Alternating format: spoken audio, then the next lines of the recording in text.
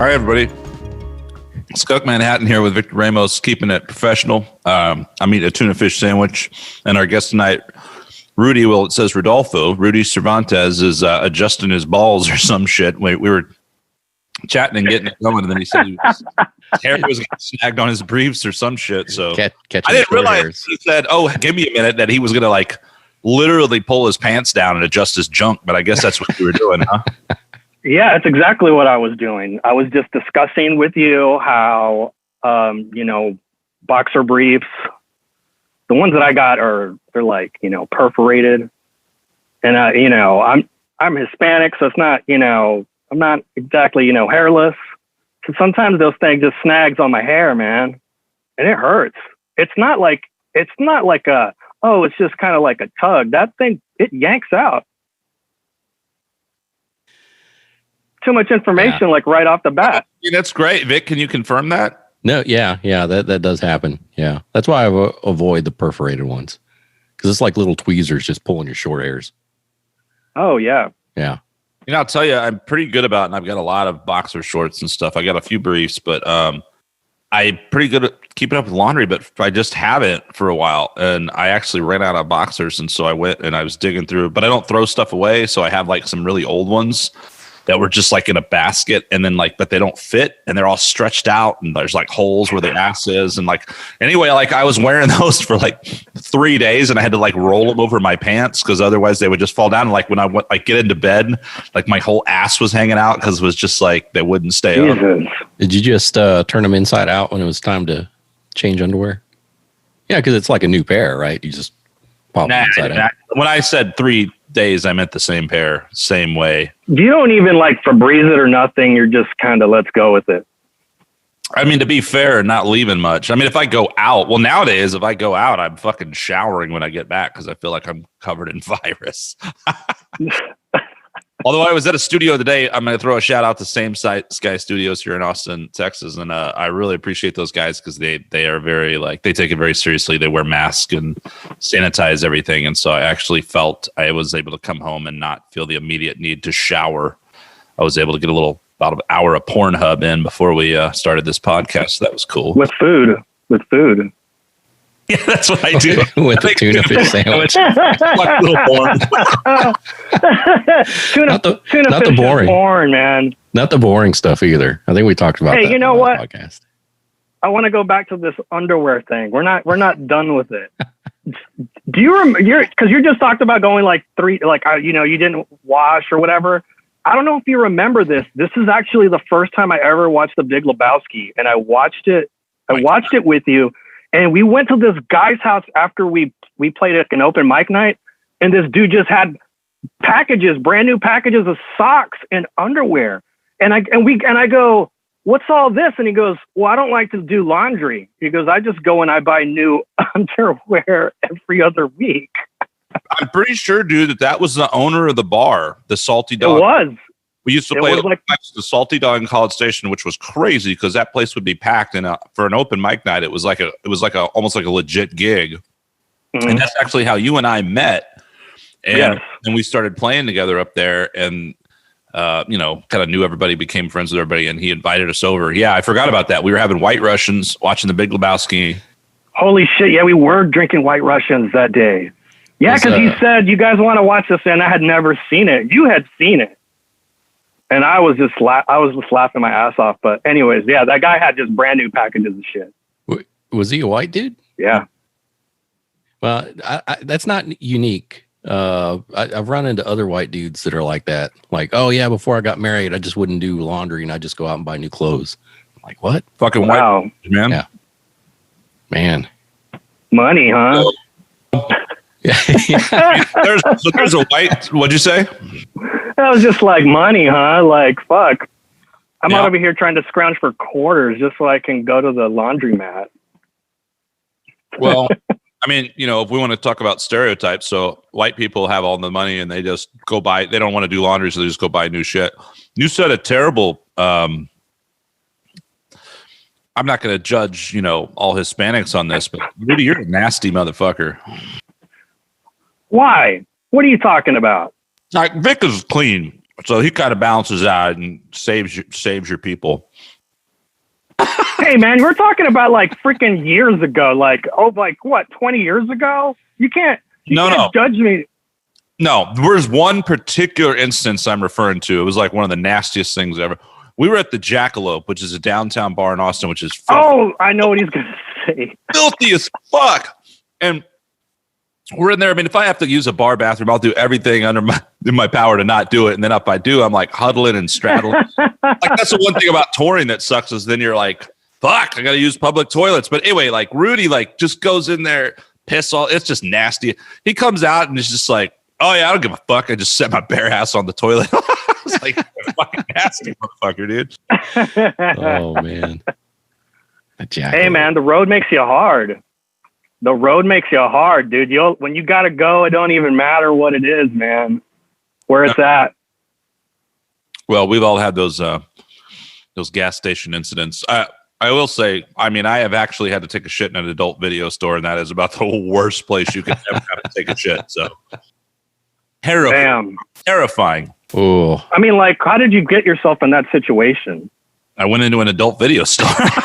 Oh, you had to, or while you were in there shopping, or you? Yeah, I mean, this was like years ago, like before, internet times, and I was like, a wee young lad. You went to get a Betamax, yeah, like exactly. Reading material or what have you, and I'm in there, and all of a sudden it just came on. I was like, oh dear God, and I mean, I have never like, I think I was like hovering and then like leaped away from the splash, like it was just gross. No, it makes you stronger. Ooh. That's not something. I don't want to test that protein. Hey, Well, I got to hand it to you, man. You have not disappointed. I mean, we literally started the podcast with you adjusting your balls. Yeah. Normally we did. A podcast and it's like an hour and a half of like boring, what you doing, band talk. And then we get into like, bodily functions at the end, but boom, right to it, right to the entertainment. This is what people want. I really believe that this is both what people want to hear and also what will cause me to lose students. Oh, dear students. Well, I teach as well. I teach actually at a university that I'm not going to name, but guys. I'm a grad student, so I'm not like a prof or anything. What do you in film or what? Is that what you do? Mm-hmm. Yeah, I'm going to get my MFA in documentary production, and I got my undergrad there too. I did radio, television, and film. And this is up in you're in Denton, Texas, right? Yes. Yeah. And you've been there for quite a long time since you and I. 2000. I've been up here since like 2007, something like that. Yeah, 7 or 8, somewhere around there. Yeah, I lived here because I was gigging. That's why I moved up to the Dallas area because there was just more money up here. So I moved, and I always knew I was going to go back to school. So then I just moved to Denton, and then But no, yeah, I know my students are going to love this if they see this. They're freaking great, man. They're all film people, man. They're great. Oh, well, this should be a study for them then. Everything not to do when conducting an interview. That could be the course. Rule number 1: do not pregame. Speaking of pregame, what's up with that hat, man? Trying to fit in up there. Oh man, the greatest team ever. Oh my God. Sounds so sincere. No, man. I mean, at this point, they might as well just like tank and just get a first round pick or something. Honestly, I have not been able to watch much football this year. Ironically, the Seahawks are doing really good, and I'm a Seahawks guy, but I think they've only lost maybe one game. But Dallas is doing pretty bad. And Dallas, I mean, Dak Prescott's out for the season. Is that correct? Yeah, he's out. They just kind of. Who's the guy that stepped in last week and actually, I think they might have still lost, but he did. It was the Steelers game, right? But he kind of did okay. Yeah, he did pretty good. I mean, because Andy Dalton's gone too. Like, I mean, they got like, I don't even know what string quarterback they got in there.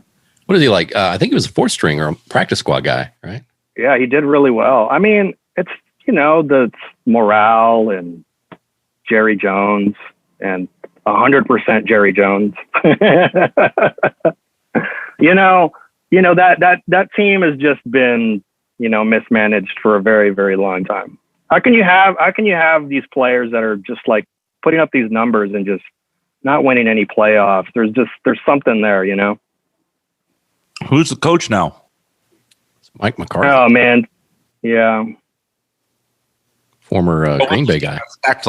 Last year was his last year, right? What was the former guy? Garrett. Oh. Jason Garrett. Yeah. Well, he was a quarterback for Dallas way back, right? At one point when they had like 55 quarterbacks between Aikman and Romo. I think he was Aikman's backup. Backup. Right. Yeah, he was. Yeah. Wow. Yeah. I mean, like he was good, it's just, this team is just one of those disappointments. It's just, and this is kind of crazy because, and I'm going to admit this on the podcast, probably first time out in public going to admit this, but like I've been a Browns fan for a long time, and it's been great to see the Browns go from like, I was watching them from like, they would never win. Then now it's like, holy crap, And I became a Browns fan when I used to do fantasy football, like in 2010 or something. And I worked with a lady who was from Cleveland. So when we were working, I'd be in the back and she would ask me, "Hey, can you check the Browns score?" So every Sunday I would check the Browns score, and I became a fan. I was like, and I knew the guys and stuff. And then I've still been for like over 10 years now. So, when we met around, 2001, 2002, I bet it was 2002 at that open mic. Yeah, 2002. I don't remember talking much sports, or did we? I don't even remember back then. No, because neither of us had cable or anything. I think all we did was I was like living. Smoke and drink. No, I remember your place and going and hanging out over there all the time. And we'd get lit and then figure out like video game music and shit. Oh yeah, that was great. We would play Ninja Turtles, and then we would just let the music go, and then we'd start playing the guitar. Yeah, man. Let's see. You're originally from Del Rio, right? It was yes. Like basic schooling in Del Rio, and then you went to like College Station to go to school, or what? Yeah. So I was in Del Rio, and I come from a family of musicians, entertainers. A lot of people who are like one-man band types, like, you're playing accordion, bass, drum, like you do it all, right? So I grew up like that. And I think my first experience, I remember being like 4 or 5 on a float, and my uncle was playing in his Tejano band, and we were like going down Main Street, my hometown. And then around 12, 13, I started gigging in a Tejano band. And then I learned, I was in middle school band and then high school band, and then I was learning music and guitar, everything at the same time. Then moved to College Station. I feel like there's been a few people we've had on the podcast already, but obviously we're in Texas, but I there's a lot of people that seem to have that kind of a similar background in that, you know what I mean? Like musicians in the family, or there's Tejano influence, and a lot of guys start out in that realm. What is your takeaway from Tejano? Well, it's kind of weird because, see, I wasn't, this was like what, 1993, 4, you know what I'm saying? And like, so when I started playing guitar, it's like Steve Vai and Joe Satriani, and I was just classic Tejano players. Yeah, those classic Mexican Italians. So like I got, it's just like any kid, I was like into Van Halen, and my uncle and a lot of my family were into hard rock. So, the Constant Ministry was playing, stuff like that, and Van Halen. And my mom was like, well, if you want to learn and you really want to do this, I know some people, and they knew my family. And it's like, there's no rock bands there. There's only Tejano music. So I got into the band, like, to learn Tejano music. Like I wasn't like playing Tejano and then like I joined a band to play Tejano. Like I was playing rock and metal and just being a kid in the 90s, Yeah, I mean, it seems to be like I'm sure maybe there's a cultural aspect to that, but I feel like there was. I don't know. I just know there's a few people we've had that, and I just think it's cool. Like it's cool that there seems to be that element of early music, that I see with a lot of Hispanic guitar players, I suppose, that I know. It's a lot of like stuff that's passed down. Like I watched my grandfather play when I was a little kid, So he would sit down and he would play traditional songs that are just, stuff that's not even like, like folk songs. You know what I mean?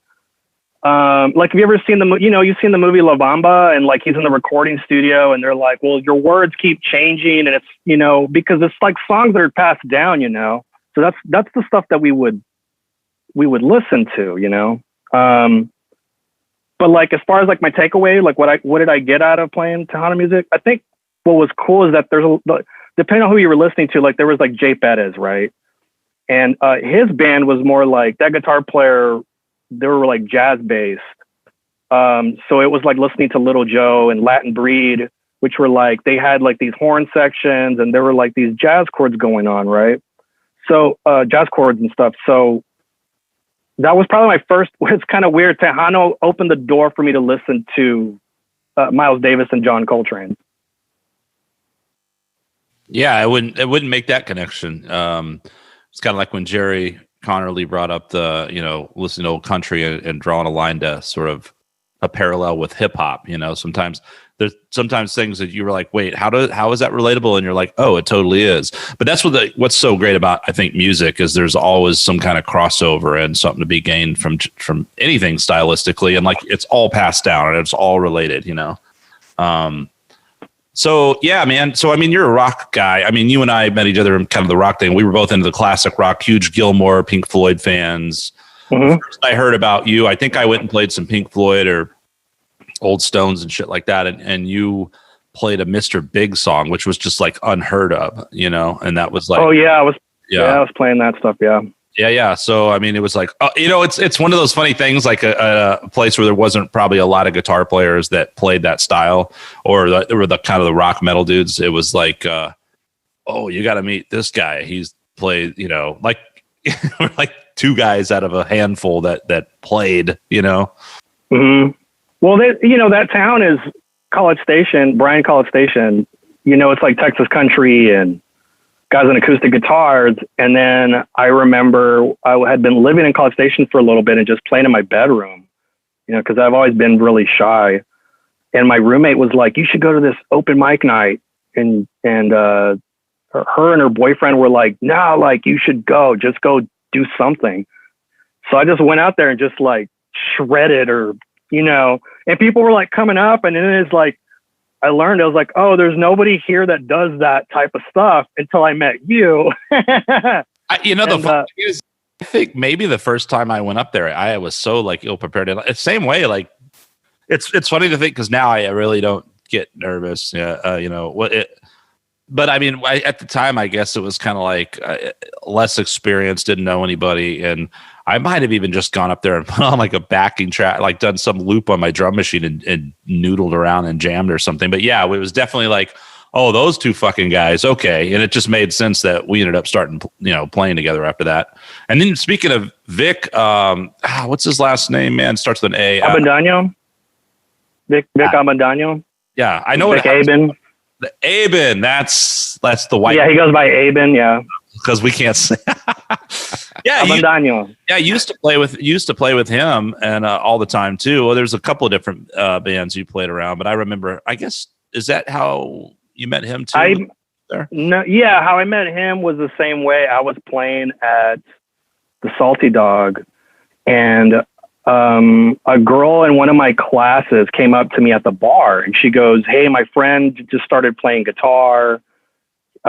He wants to talk to you." So I went to go talk to him, and he was just like, "Oh man, La Bamba, and like, these songs." And then we just started talking, and he really wanted to learn. And I was like, "Hey, well, why don't you come and play with me a couple of times and like go do like a restaurant gig?" And you know what I used to do? He'll tell you. So every time he would mess up, because he was just starting, right? So I'd play and he'd be doing like trying to do the same thing. And every time he would screw up really bad, I'd go back there and I would turn his knob down. And then before you knew it, I just had it off. I go, if you want to keep it on, quit messing up.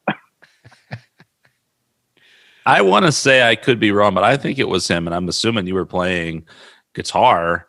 And I think I played keyboards. And there was some goofy night we played somewhere. And it was, I don't know, it was a birthday or Halloween or what the deal. It was a pajama thing. And everyone was dressed in pajamas and dressed ridiculous. I remember I had this ridiculous costume on. And we just got fucking drank way too much. I mean, which was par for the course, but I had to, this was when I was doing that paper route 7 nights a week. And we'll talk about that. You and I share a bond, my friend. We and I've talked about it on the podcast. And I think you know the infamous odor night that could. Have you talked about me already on this freaking show? Well, I have brought up the night that I lived up to my Skunk moniker. Remember the night that I, for some reason, just started stinking really bad. Yeah, because we all, dude, you fucking reeked so bad, man. I couldn't stop laughing because it was so fucked up. Like how I was like, I had to go. And then I remember you took your shirt off, and then it didn't even help, man. It like made it worse. It was, and I'm not like really like vile smelling person. Like I feel like the older I get, like I just stink more because I guess it's like old man shit. But like back then, I like didn't smell that bad. I mean, anyone's gonna like smell like balls if they don't shower, but I wasn't like some horrible sweaty monster, and I don't know what the fuck was going on. You wore corduroy pants all the time too. Oh, and dude! So all my clothes were I bought them all at secondhand shops, so I had all kinds of weird clothes. Just like College Station, it's like 100% humidity, and this guy's it's in the summer wearing corduroy pants. I still have those with a ponytail and shit. Stylish too, man. Dang. Stylish. What I was gonna say about that night that we did that pajama thing or whatever, that I got pretty lit. And I almost got arrested that night. I got so lucky that the cop let me off because I had like a freaking, SUV full of newspapers that I was driving to Navasota. And this guy pulls me over and has me out on the side of the road because he smells alcohol. And I'm having to do a sobriety test dressed like a fucking clown, And he was just like looking at my car like, fuck. I was like, yeah, I kind of am responsible for all the newspapers for this fucking town. Well, don't do this again. Okay. Fun times, man. What my best memories about that, and it was a little after I met you, I guess, but I did that paper job for quite a while. And that's what was fun back then is like my insomnia musician friends would just roll with me because we'd just be doing the same shit on your couch anyway. Right. So we would just, listen to, smoke a joint, listen to tunes. And I remember rolling around, listening to fucking cartoon themes, TV themes. I mean, and I'll say this, this is kind of crazy and this is the first time that I ever heard Abbey Road was in your car on that paper route. Wow. Well, I did something right. Yeah, it was the first time, man, because and the first time we listened to Muse, because you had just gotten back from England. That's right. They weren't even here in the States yet. You had like a burned CD. I was just talking about that the other day, how I had heard of them over there. And I was like, fuck, these guys are badass. And then they like totally blew up. Yeah. Yeah, I remember listening to you got to listen to this. I heard this band in England and it was like on a burned CD you had and we put it on and I was like, holy shit. And now they're like, whatever. They're like mega massive. Back then, I remember going to England and like literally an old school slow burners and shit. I burned like guys' entire goddamn CD collection. Oh, you did? He had like every fucking Shrapnel release ever. Like, so I had that guy is instrumental fucking guitar albums and all kinds of shit, man. Yeah, he was deep into that Shrapnel label and. Naming guys, I'm just like, I don't even know who that Shredder guy is. Shredder guy number 4. Do you remember when Guy came down and we played at the Salty Dog? He and I did. Dude, that was the most ridiculous thing. Just having him in there But like one of the best guitar players. Like he's just on the planet. Like he's amazing. No, but I think we were that was like a massive disappointment though. And maybe we did some shredding. I don't remember, but I do remember that we went in there, and I remember being at my friend's house in San Antonio where they were like, heard all this stuff about, guys, this virtuoso guitar player. And they were like, oh man. And my friend, and it was the same thing at Salty Dog. We did the same thing. And he was like, I can't, you got your friend comes over here from England. You got 2 guitar players. We thought we were going to hear all this like cool shit. And you motherfuckers play the Beverly Hills 90210. Yeah, I was going to say you guys played some fucking TV shit. That was the first thing they did. And it was just, we were just laughing so hard. It was like such an inside joke between 3 people in this place of like 100 and whatever. And it's just like us just trolling. Yeah. And I think, I'm sure there was like a handful of people that were like, maybe some girls were like, fuck yeah. And then like some people, like some guys were like secretly like excited, but no one wanted to admit it, Everyone else was like, what the fuck? I just remember, Guy, we were all sitting on the couch and just going through TV shows that were on, and just Guy would just be playing, just shredding over whatever TV show was on. Like that's all we did was we played TV themes and video game themes.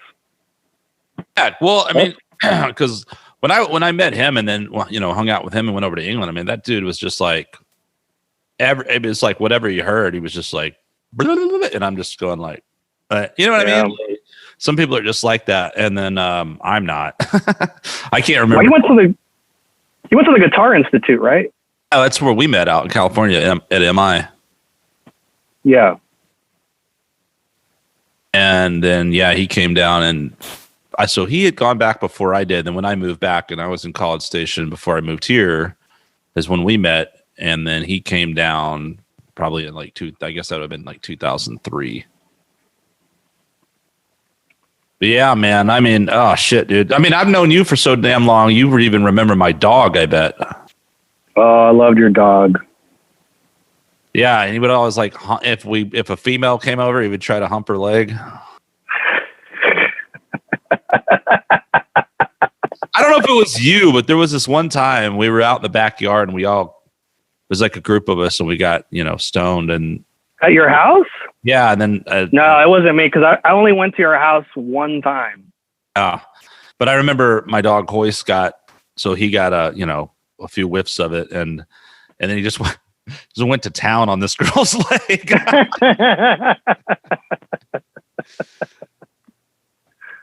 Yeah.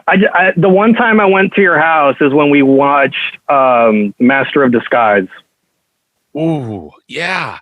Well, and we didn't. And your mom, I think your mom answered the door, and I was like, "Yeah, no." It was. I opened the door, and it was something like, "We're gonna get fucked up," and it was like your mom was like standing like right there. My poor parents. Yeah, I live with my parents, and then and then you like came. No, I remember too.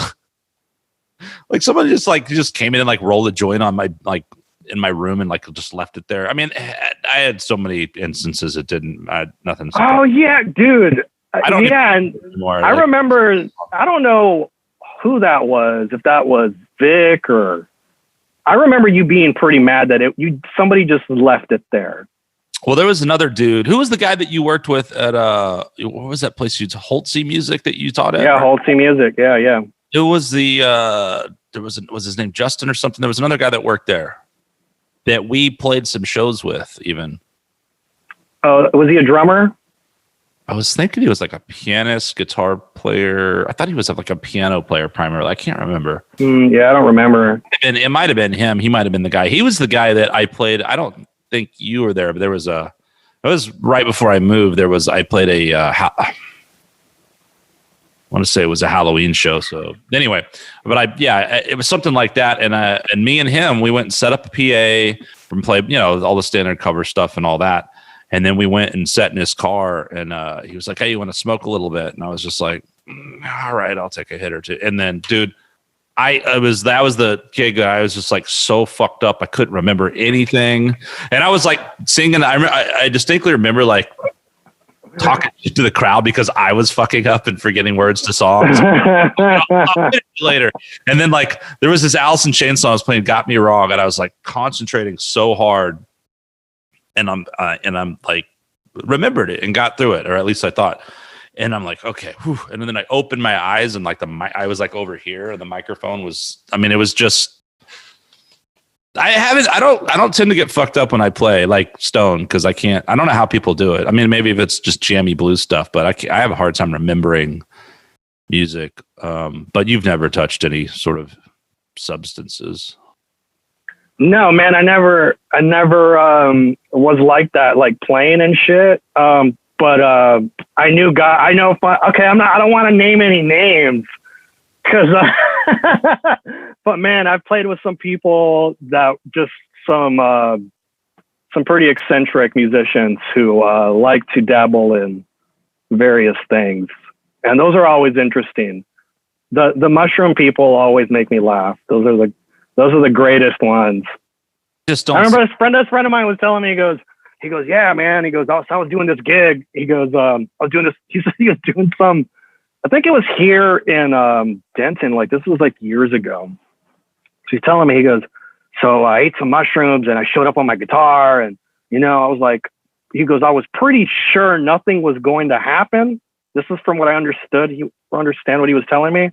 And he goes, yeah. So I go up on stage, and he goes, man, next thing you know, I felt like in that scene of Johnny Cash. And he goes, and everything starts getting weird. And he goes, I start kicking the lights. On shrooms? Yeah, he was just shrooming out on stage. And he goes, man, I was playing those songs like super fast. He goes, I don't know how people do it, man. Like I feel like with having a drink or two or whatever is fine, but when you start, because I have no issue with marijuana at all, but like playing a gig with that is just tough. Like I think it's cool for like a creative process, maybe like if you're just kind of coming up with ideas or whatever, but I'm like actually going to try to record something or perform, like it's like I don't want to have that shit, because I'm just, some people can do it, I can't. I'm too ADD as it is, and I just can't focus. Yeah. On that topic, man, this is with this podcast, I'm just remembering all this crazy shit from fucking almost 20 years ago. Like, dude, so when he used to roll around with me, right? We did the paper thing like several times. Maybe it was when Guy was down or something and you were in the back seat, because I ended up finding a roach in my car like months after the fact one time. Like, what the fuck? And you just left like a fucking roach in the car. No, that was fucking Guy. And I'll tell you what, you say back seat? Fuck you. No back seat. There was just newspapers and I was just sitting back there. Remember? I do now that you say that, because you're right. I had to fold the seats down, and the whole back of the car or Forerunner was just newspapers. Yeah. Yeah. So I would like kind of recline. Like I was like in a position, and then Guy is like 6'3" or he's huge. So of course he's going to win in the front seat. Yeah. He ain't going to be in the back. Put the little Mexican guy in the back.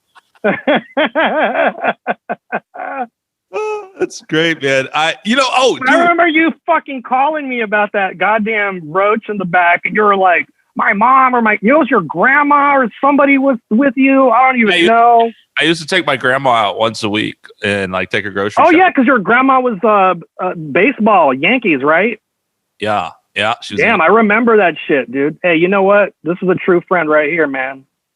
I remember shit about your fucking grandma. That's fucking wild, man. To just say it's so long ago, all this. And she had newspapers everywhere, dude. His grandma's awesome. So I remember we went to your grandma's house one time, and she was there reading like freaking baseball stuff.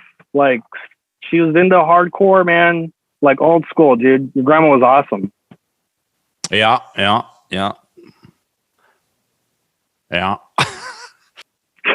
She liked her sports, and she liked her Jeopardy. Absolutely, man. Well, what I was thinking about now, speaking of grandmas and speaking of inappropriate behavior around grandmas, thank God my grandma wasn't exposed to any of our shenanigans, but No, I behaved when I was there.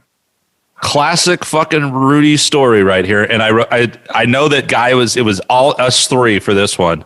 I know what you're going to say. Yeah. When I had to, I would go take the papers to like that little warehouse area, to some storage unit, and where like the other distributors would get theirs, and then we'd go circle around and hit all the stores, right? Mm-hmm. And remember that shit, dude? And there was like sweet, like old black couple who was probably like 60, 70-ish. Mm-hmm. Really nice, probably like very, Christian types. You know where I'm going with this? Yeah, I do know where you're going with this. So, and I know exactly what we were talking about, and I know you do too. There was this girl that worked at the Salty Dog, this waitress who was just all the girls that worked there were like out of control hot. It was insane. But this girl was just on another, yeah, like stuff you would see on a magazine. Like literally, you ever meet, and it's not just like women. Like I went and I played at this wedding one time. I just want to say, like, there's sometimes you meet like guys too, and you're just like, you people are just, you and your wife and your girl, whatever, this is like gorgeous. Like, I feel like the ugliest piece of shit. And this girl was on a level of like, just one of those people where you're like, holy crap. Yeah, it was ridiculous. And I mean, and of course, but she was nice, and she was like super sweet. And I remember she would be like, "Oh, do you know this song?" And like, we'd show up the next week and like know the song. Yeah. I think she liked maybe Wild Horses that you would do. Yeah. That's why I did that one. Yep. But yeah, that was one. I totally remember that shit. And so anyway, we went. So we're pulling up, right? And I'm getting out of the car, and I didn't, I'm just going like, "Hey, just kind of tone it down. There's, I got to talk to some people," and they're like older and nice. People. And you leave me alone with Guy. And I and Rudy are sitting in there, and we're just, as we pulled up, this girl's the conversation. And Rudy's just like, I mean, she's just exactly what you're just saying now. And you're just like, I mean, she's just so fucking hot, like just the kind of hot, like you just want to like put it in her, and Guy just goes in her butt. And like, it was like, Guy, man. Right. When they walked up to my fucking car, it's like, fuck. and then I think I remember, because you never like let me forget this. You were like, and then like Guy said that, and then I'm just like, yeah, like porno hot. Yes, and it was this, hot. And then yeah, like porno hot. Yep. In fact, that was probably the same night I had to drop you guys off, or we went to that gas station where there was that like cute girl that worked there, and I kind of flirt with her. And all the time. And you motherfuckers, I for whatever reason, I just left you guys in there. Guy, you get Guy and I together, dude. It's just raunchy. Well, I came back and y'all are just giggling and all this and that, and I'm going like, oh, what the fuck have they done? And it turns out Guy's just got like explosive fucking gas, and he's like, oh, he kept farting. Get out the fucking place. He kept fucking farting on that bench. We were sitting there. He would just be like. And he's over there trying to hit on this girl, man. Yeah, that didn't help my cause. Oh man, totally fucking ridiculous shit though, man. But that's insane that you did the newspaper. Yeah, I mean, it was such a stupid job, but also, I mean, kind of fun in that sense, when I had friends come along with me and everything, and just having those ridiculous memories from it. And I mean, the funny thing about that job too is it's like, it was depending on the night. Like sometimes it was pretty quick, 3 or 4 hours, and then like the big Sunday paper stuff and all that. There's like twice a week where it was kind of a big ordeal, but half the time it was like coming off a playing somewhere, and then going and doing that. So it was like we were definitely like on the flip schedule of go to bed at like 6, 7 a.m. Yeah, I was just going to say, so you would so if I didn't go with you, like I would stay up and would come over sometimes in the morning. Yeah. Yeah. So Aaron, Skunk, Aaron, whatever, he would come over and he would just like, I'm just going to show up. So it'd literally be like 5, I think it was 5 in the morning, because we would watch Superman, and then we would watch Batman sometimes, the Adam West, but we would watch some like shit, yeah. Yeah, so we would watch all that stuff because it would play like super late at night, and I would just hear a knock on the door, and you just walk in, and it'd just be like 6:30 in the morning, and we're just up like watching, like that was our schedule. Like we played, and then we just stayed up all night. Yeah. I mean, I wasn't even like 22 or something at that point. Yeah, exactly. I was young. I was like 21, 22. Yeah. I think you had long hair, or did I had long hair back then, I guess still. You had a ponytail, yeah. I had my hair like probably to my shoulder. And then I think you cut your hair and I gave you. Yeah, and then I had that emo crap. Yeah. And I looked like I belonged in Thursday. Yeah. Or like Taking Back Sunday or something like that. So when was it that you moved to Denton then? What year did you say that was? I moved up here probably like 2007, 2008. Yeah, because I lived in Dallas very briefly. And then I moved up to Denton. And then I moved in with Vic and I. We got a house. And then we were gigging.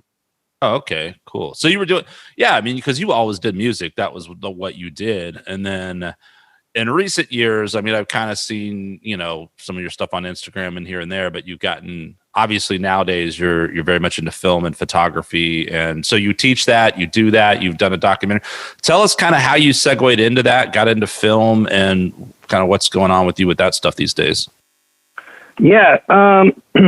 Well, like how you heard me say, like, I was in a musical family. So like 12, 13, but like before that, getting into that, I always messed around with video cameras, and I grew up with like, Ray Harryhausen, Rob Bottin and Rick Baker and all these special effects guys. So, when the recession hit and things started to get really bad gigging, and anybody who was a musician in 2009 or 8 can tell you, like, it got really bad.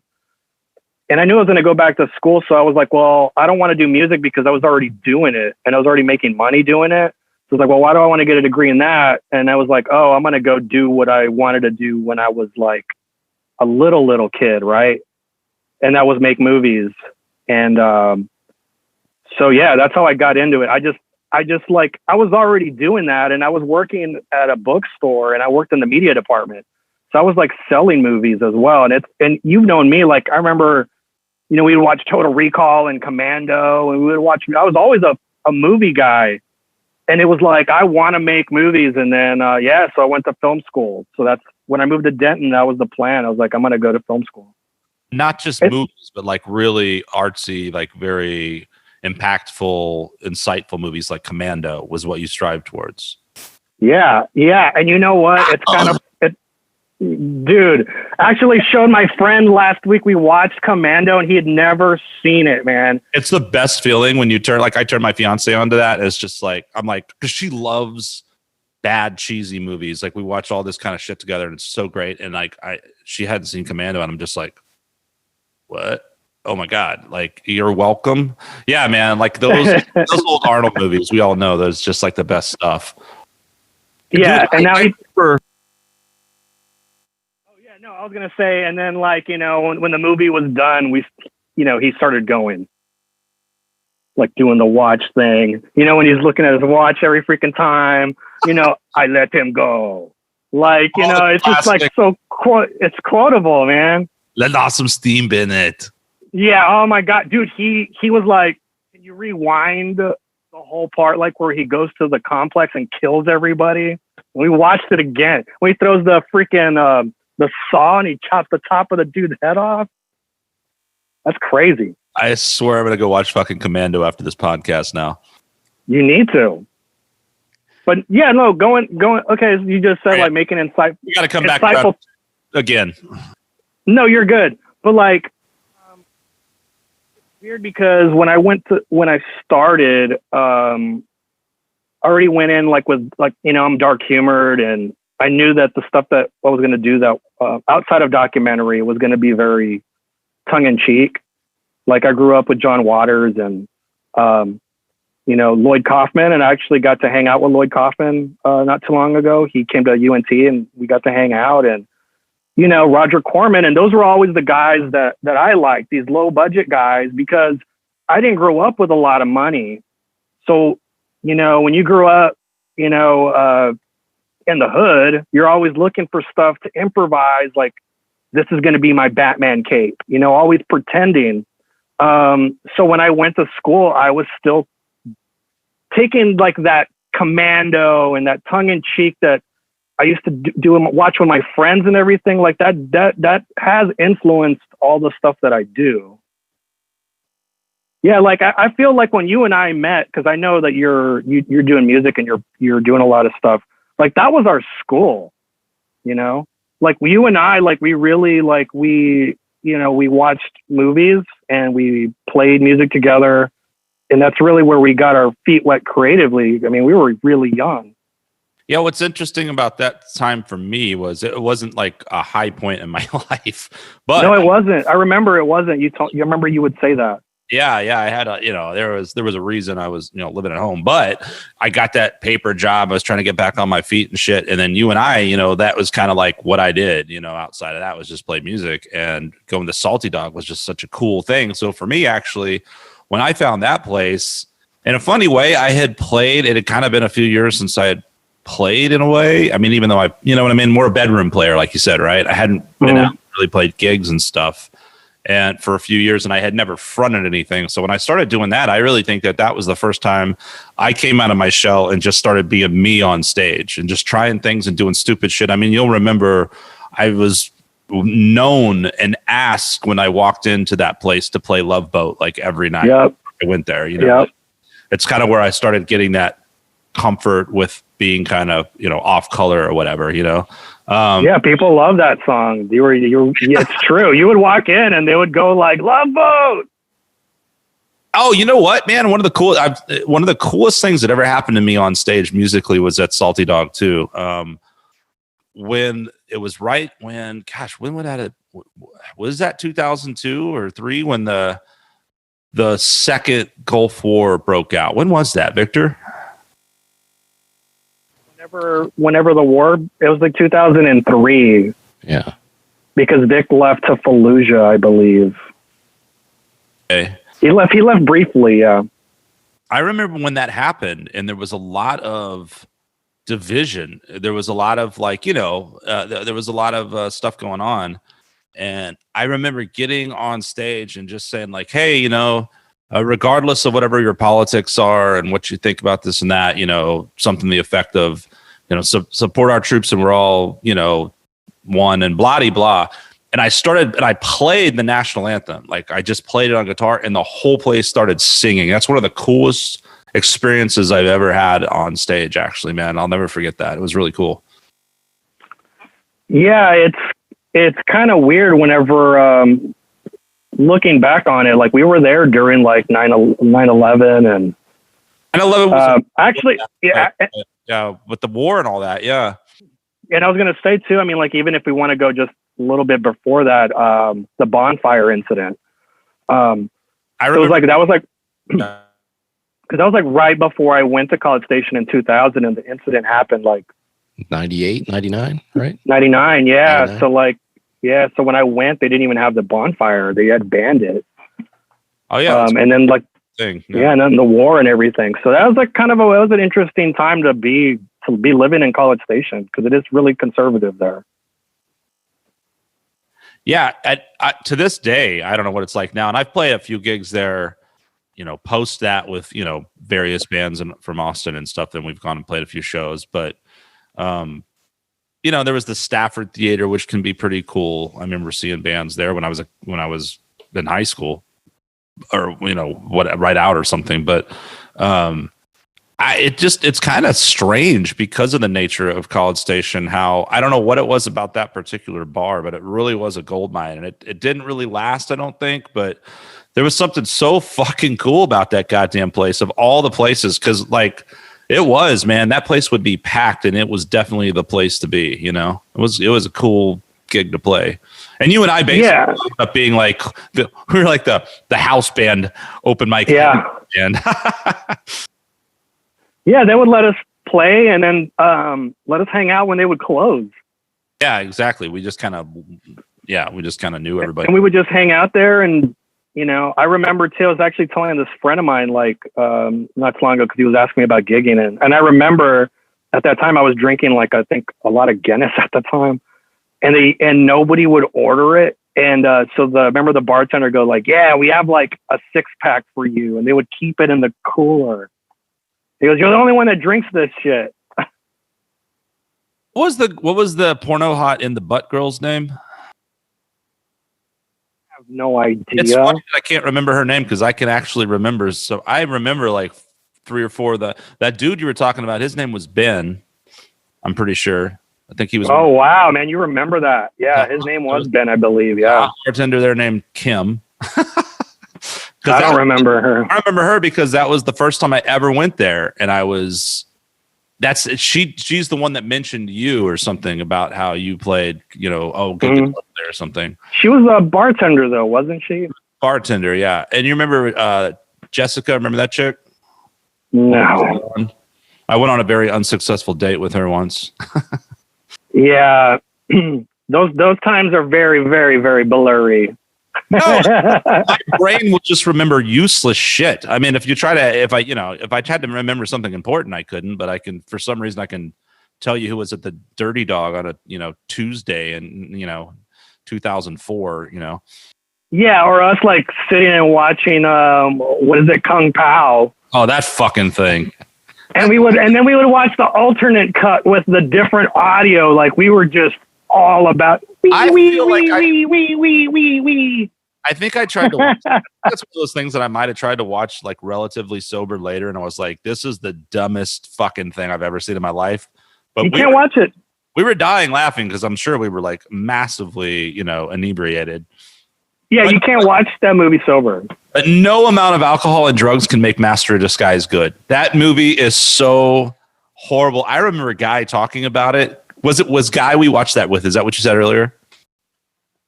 I don't know if Guy was there. I know we watched it at your house because that was like one of the first times if not the first time ever. I bet it was when he was visiting. That's probably why we did. But I remember Guy was talking about how he had read an interview. He had read something because he's super into film and stuff too, and he had these magazines in England, some English, magazine over in the UK that would, all about film and all this kind of stuff. And there was a review of that movie in there that just said, Master of Disguise is without a doubt the worst film of all time. So naturally we're like, yeah, let's rent it. And it was just unbearable. God, it was bad. It was just, but amazing. We talked about it for weeks. Here we are talking about it now. Turtle. You remember that fucking thing, Vic? Do you know what we're talking about? Yeah, it's a Dana Carvey movie, right? Is it Dana Carvey? Yes. Did you have the misfortune of seeing it? I didn't. I know you've mentioned it on the podcast a couple of times with some folks, like watching Master of Disguise, and I would think, I would hear it in the back of my head. I'm like, why would you want to watch that? I'm always plugging it. Yeah, we should just start doing that. Like everyone we get on the podcast, we should be like, dude, you gotta see Master of Disguise. So good, so good. Every one of your guests, you just recommend it to them. You have them watch it before they do the interview. Why does everyone keep canceling? What's going on?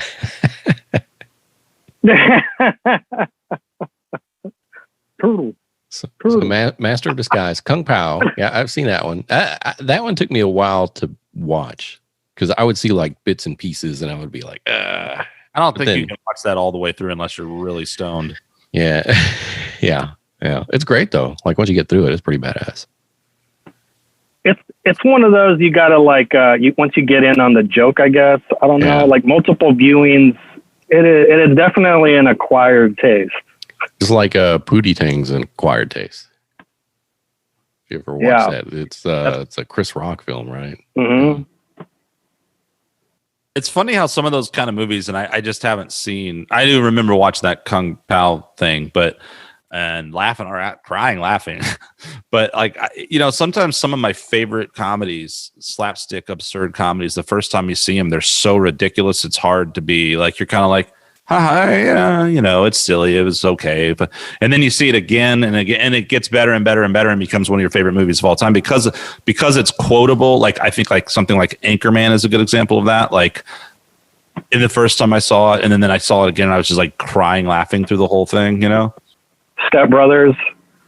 I felt like that was Step Brothers. The first time I watched it, I remember going like, I hate this movie. And then I watched it again and I was like, what is wrong with you? This movie is the greatest thing ever.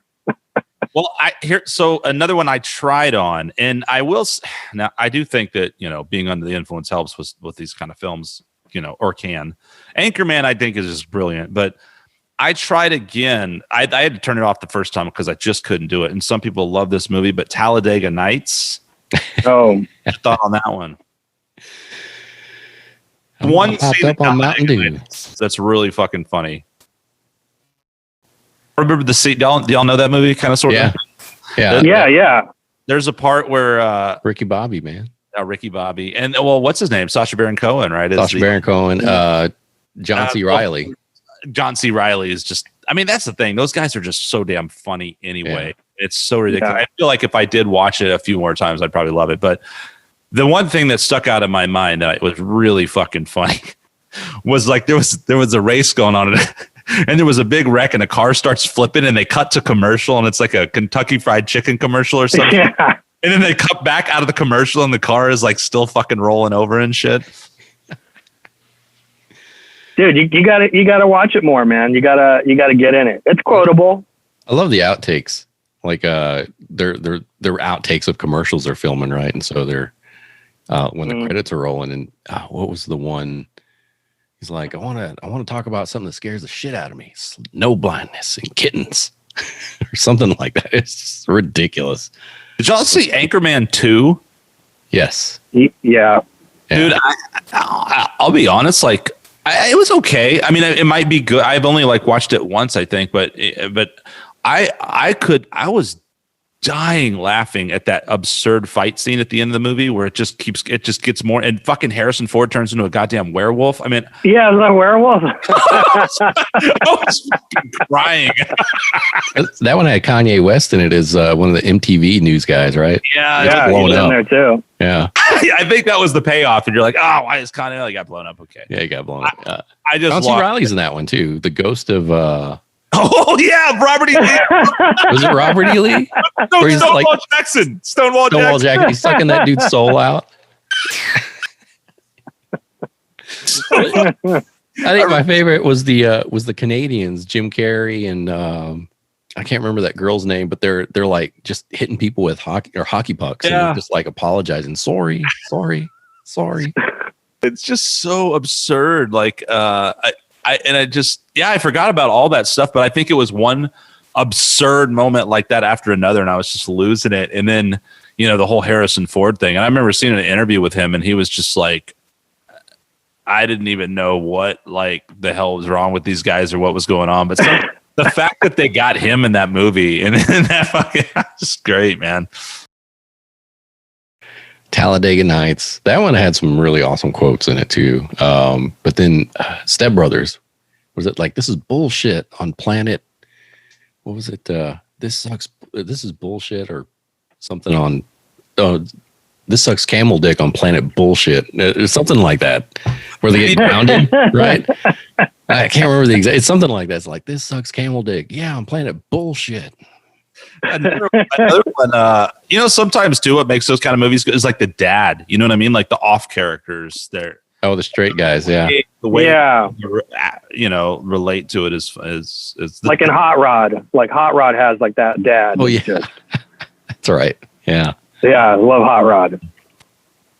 Or another one is Zoolander, man. The first time I saw Zoolander, I was like, "This is just that one's great." Stupid. But I love that movie. I saw part of part 2 and fell asleep, so I don't know if it's. Not. Yeah, so I got invited to a free screening of Zoolander, and I remember seeing the previews for it, and I was like, "This just looks awful, looks stupid." But it was free, and it was at the Draft House, and they were gonna have beer, so I went. But it was like one of the funniest movies I'd seen in a while. So that was a great movie. The whole the first one, like back. Yeah, the first one. Yeah. Yeah, that whole male model thing being assassins, that was great. So good, man. Yeah, and that dude, the cameos in that movie are just insane. There's so many great cameos. Listen to your friend Billy Zane. He's a cool dude. You what's his name? David Duchovny. You fucking idiot. Yeah, David Duchovny. Yeah, yeah. Are you serious, Derek? I just told you that. But why male models? Dude, when I was at Texas Frightmare, Billy Zane was there. The thing, this was like 2 years ago or a year ago, and people were just yelling like Billy Zane, like just stuff from freaking Zoolander and stuff, man. He was pretty cool though. You can have like a legacy of a bunch of shit, and then you have one quotable kind of silly thing like that, and that's gonna be it forever. Like think of Jeff Bridges. I mean, Jeff Bridges has a great catalog, but everyone's gonna Tron. Lebowski. Tron. We were just talking about Tron with Donald. I love Tron, man. Yeah. Tron's like, I'm all about it. Tron is one of those things, and I know they did a remake, but I remember being a kid and not knowing anything about it. And now, you look at that and it's like, oh my God, look at those old ridiculous special effects. But there at the time in early mid 80s, whenever that thing came out, it was so cool and futuristic. Like it was just like, wow, that's so weird, Yeah, it came out like in 82 or something like that. And like that's where the guys from like Pixar and everything kind of began, like doing that computer animation. Right. ILM and all those guys, like the Industrial Light and Magic, and man, Tron is just, I think like the themes and everything about it, like programs and the user and the grid, and I don't know, man, there's just something about it. I'm a big time nerd, so like I love all that. Ahead of its time, the Matrix of the day, maybe. Yeah, it was pretty. When you watch it now, if you now that the Matrix out, because the Matrix kind of is like, it kind of gets, sometimes it's a little bit watered down. And if you watch Tron, it's pretty dense. Like, I think like the languages, like the way they were talking about computers at the time, because it was still new, like personal computers, So I think that the lingo and the way they were talking about the way programs work and the way the users interact with it, I don't know, man. It's great to watch it now. That's all I want to say. It was just a hair after War Games came out. Remember that, Matthew Broderick? Dude, I just watched that. I've been watching a lot of movies lately, and I watch War Games like maybe once or twice a year. Yeah. And it's it's so. The funny thing is it's like, it's dated, but it's not, because the scenario it seems just as likely, if not, always a possibility, right? That horrible apocalyptic scenario that's presented in that, and then in Terminator and all that, the AI basically. The AI, yeah, I was just gonna say the AI. I think that's what people are still dealing with that now. Like, right, there was like I think an article I read like where there's like this AI, whatever, started making its own language. Because it started to, it's like kind of weird, crazy stuff, but scary fucking shit. Like they've had to pull the plug on some things because AI had just like created their own shit, and like the programmer's like, oh, we don't know what the computer's actually saying to itself right now. Unplug it. You know what I mean? Like, it was like just a matter of time. Maybe people have been saying this since the dawn of this sort of technology, but to me, that seems like the logical next step in evolution, is that these computers are going to out evolve us in terms of intelligence. And so in a weird way, I feel like the Matrix scenario is kind of telling of, maybe not like in a cheesy way, like we're going to have some guy called Neo running around inside of a, program, but like the whole premise of human being, it sort of reverses, right? We become the life form, or the lifeblood for them, kind of thing. The batteries. I thought that was fucking cool. I still think that's such a cool and disturbing premise. Yeah, and that's cool. But if any of us have kids, then they're the ones that have to deal with it, fighting AI and shit.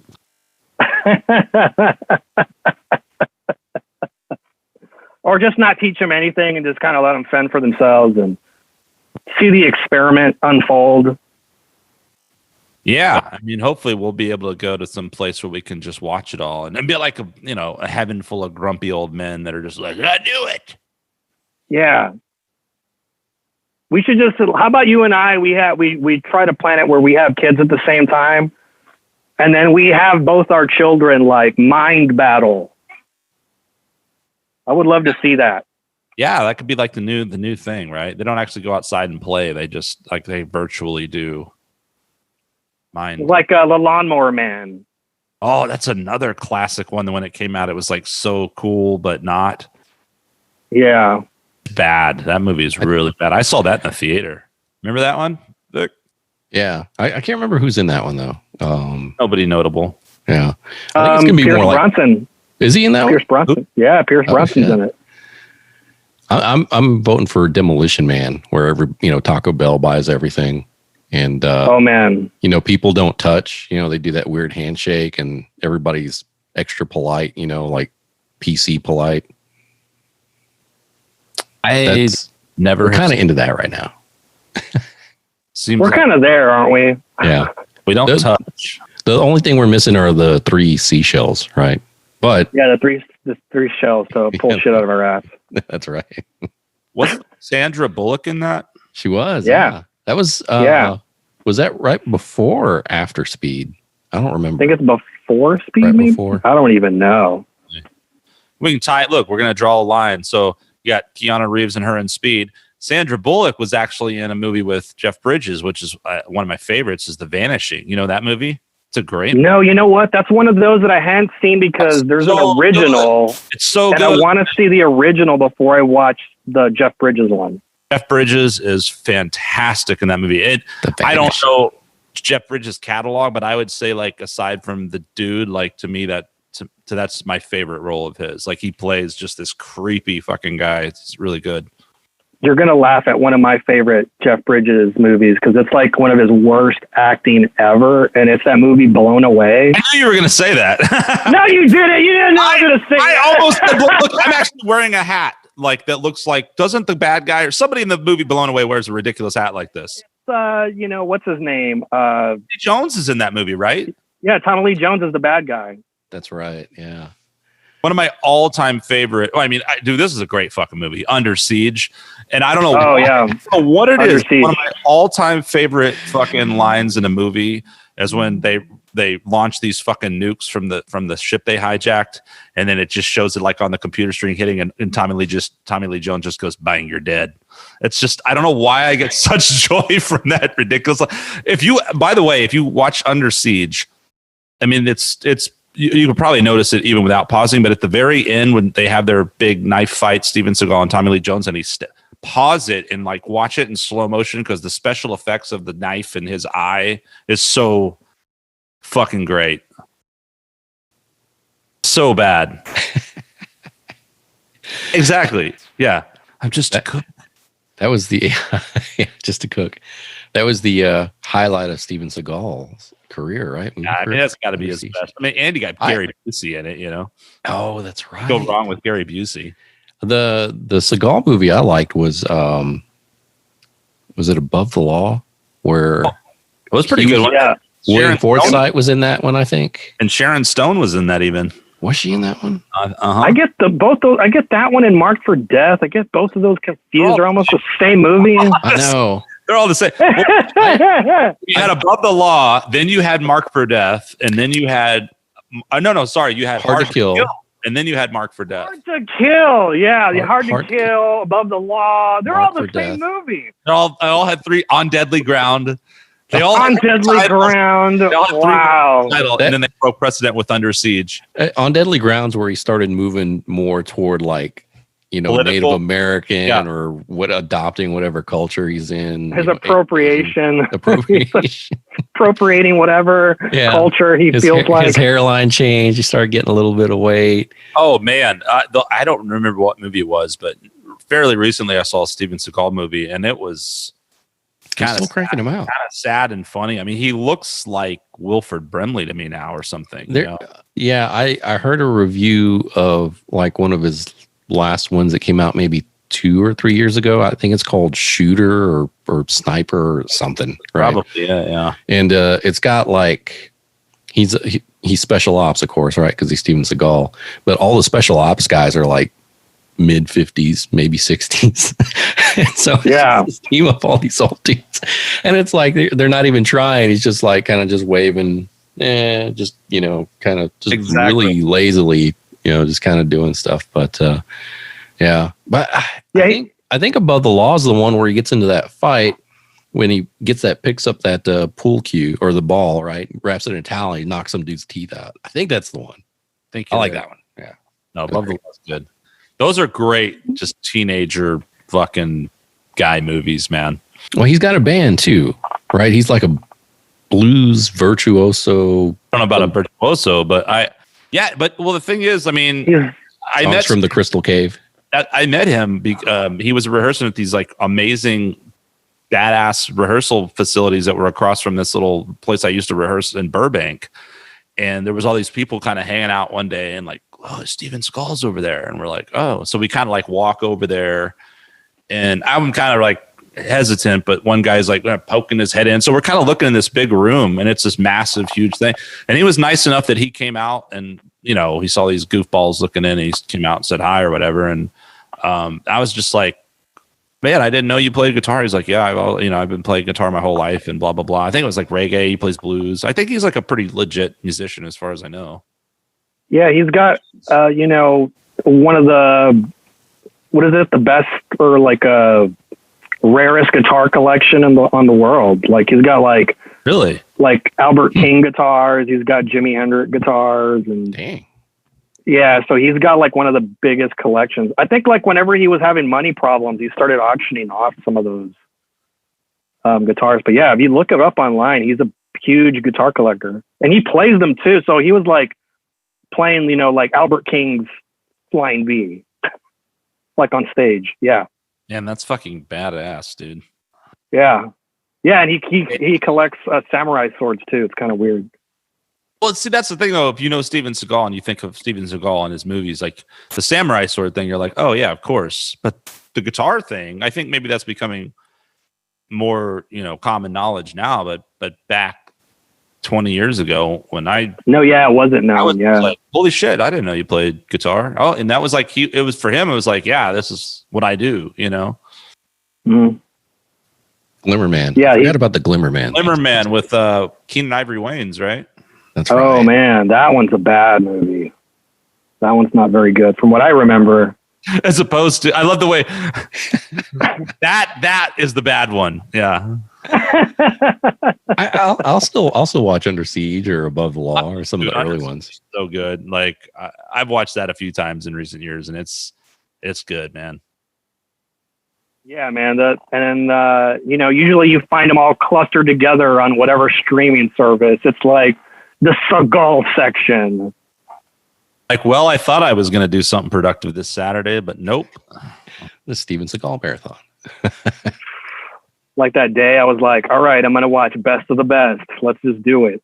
I remember that one.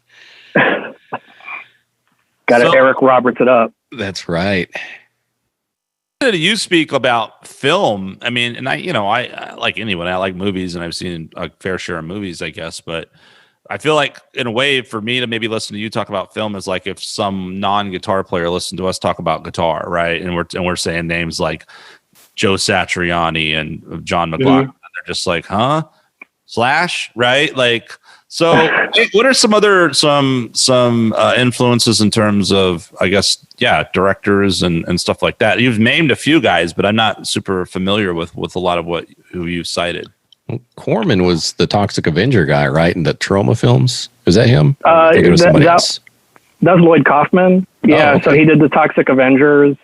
The Toxic, I could be wrong, but I recently saw part of the Toxic Avenger, and I say part of, I mean maybe 5 minutes, and turned it off because I was offended at how bad it was. I could not watch it. It was so horrible. That's what it did its job. Wow. Yeah, their movies are meant to do that. So what are some other titles then by that guy? Well, they've done like Tromeo and Juliet. He's got a new movie coming out called Shakespeare Shit Show. I feel like I'm like plugging Lloyd Kaufman stuff here. Yeah, and Nukem High, like he did. Oh, I feel like I've seen that. That sounds familiar. Yeah, so like he mainly, like these guys mainly influenced me more like on the like that you can do everything on your own, right? Yeah, I got what you're saying, right? I think that kind of, and that kind of came also too with when I started doing a lot more music with Joe Satriani and Steve Vai. They did everything on their own. Like Joe Satriani was doing his programming the drum machine and playing bass and playing guitar. Like Prince. Prince played everything. So filmmakers like that, I've gravitated towards. Like the guy, like I'm gonna do it all. Like Robert Rodriguez, right? Like, these guys that were, Spike Lee, like they're just gonna do it however low budget, when they were starting out. So yeah, that's what I got into. But so here's the thing, like my parents had me when they were really young. And so, they were like kids, like they were like 19, 18, 20, and so like growing up, they would watch horror movies and I would sit with them and watch them, like I watched Alien and like, the Friday the 13th movies. I'm a big, Jason guy, and Nightmare on Elm Street and all those and all those. So that influenced me as well, like watching all that gory stuff. Yeah. It's great, man. It's just like, it's like you can have fun with it and you can do like satire. And I think like with horror movies and sci-fi movies, there's like a lot of layers, right? And I also too like, I like comic books and I love like taking reality and making it like a live action cartoon. No, who did Sin City? That was a really cool movie. Robert Rodriguez, yeah. Yeah, that was really, I really like that one, man. What's his name? Mickey Rourke is so good in that.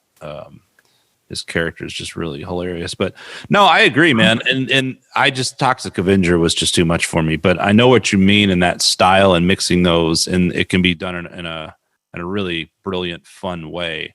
I always started to say, do we ever watch Plan 9 from Outer Space? You and I? No, we never watched that. Yeah, we never got around to that one. We did watch a lot of trash, but we never got into that.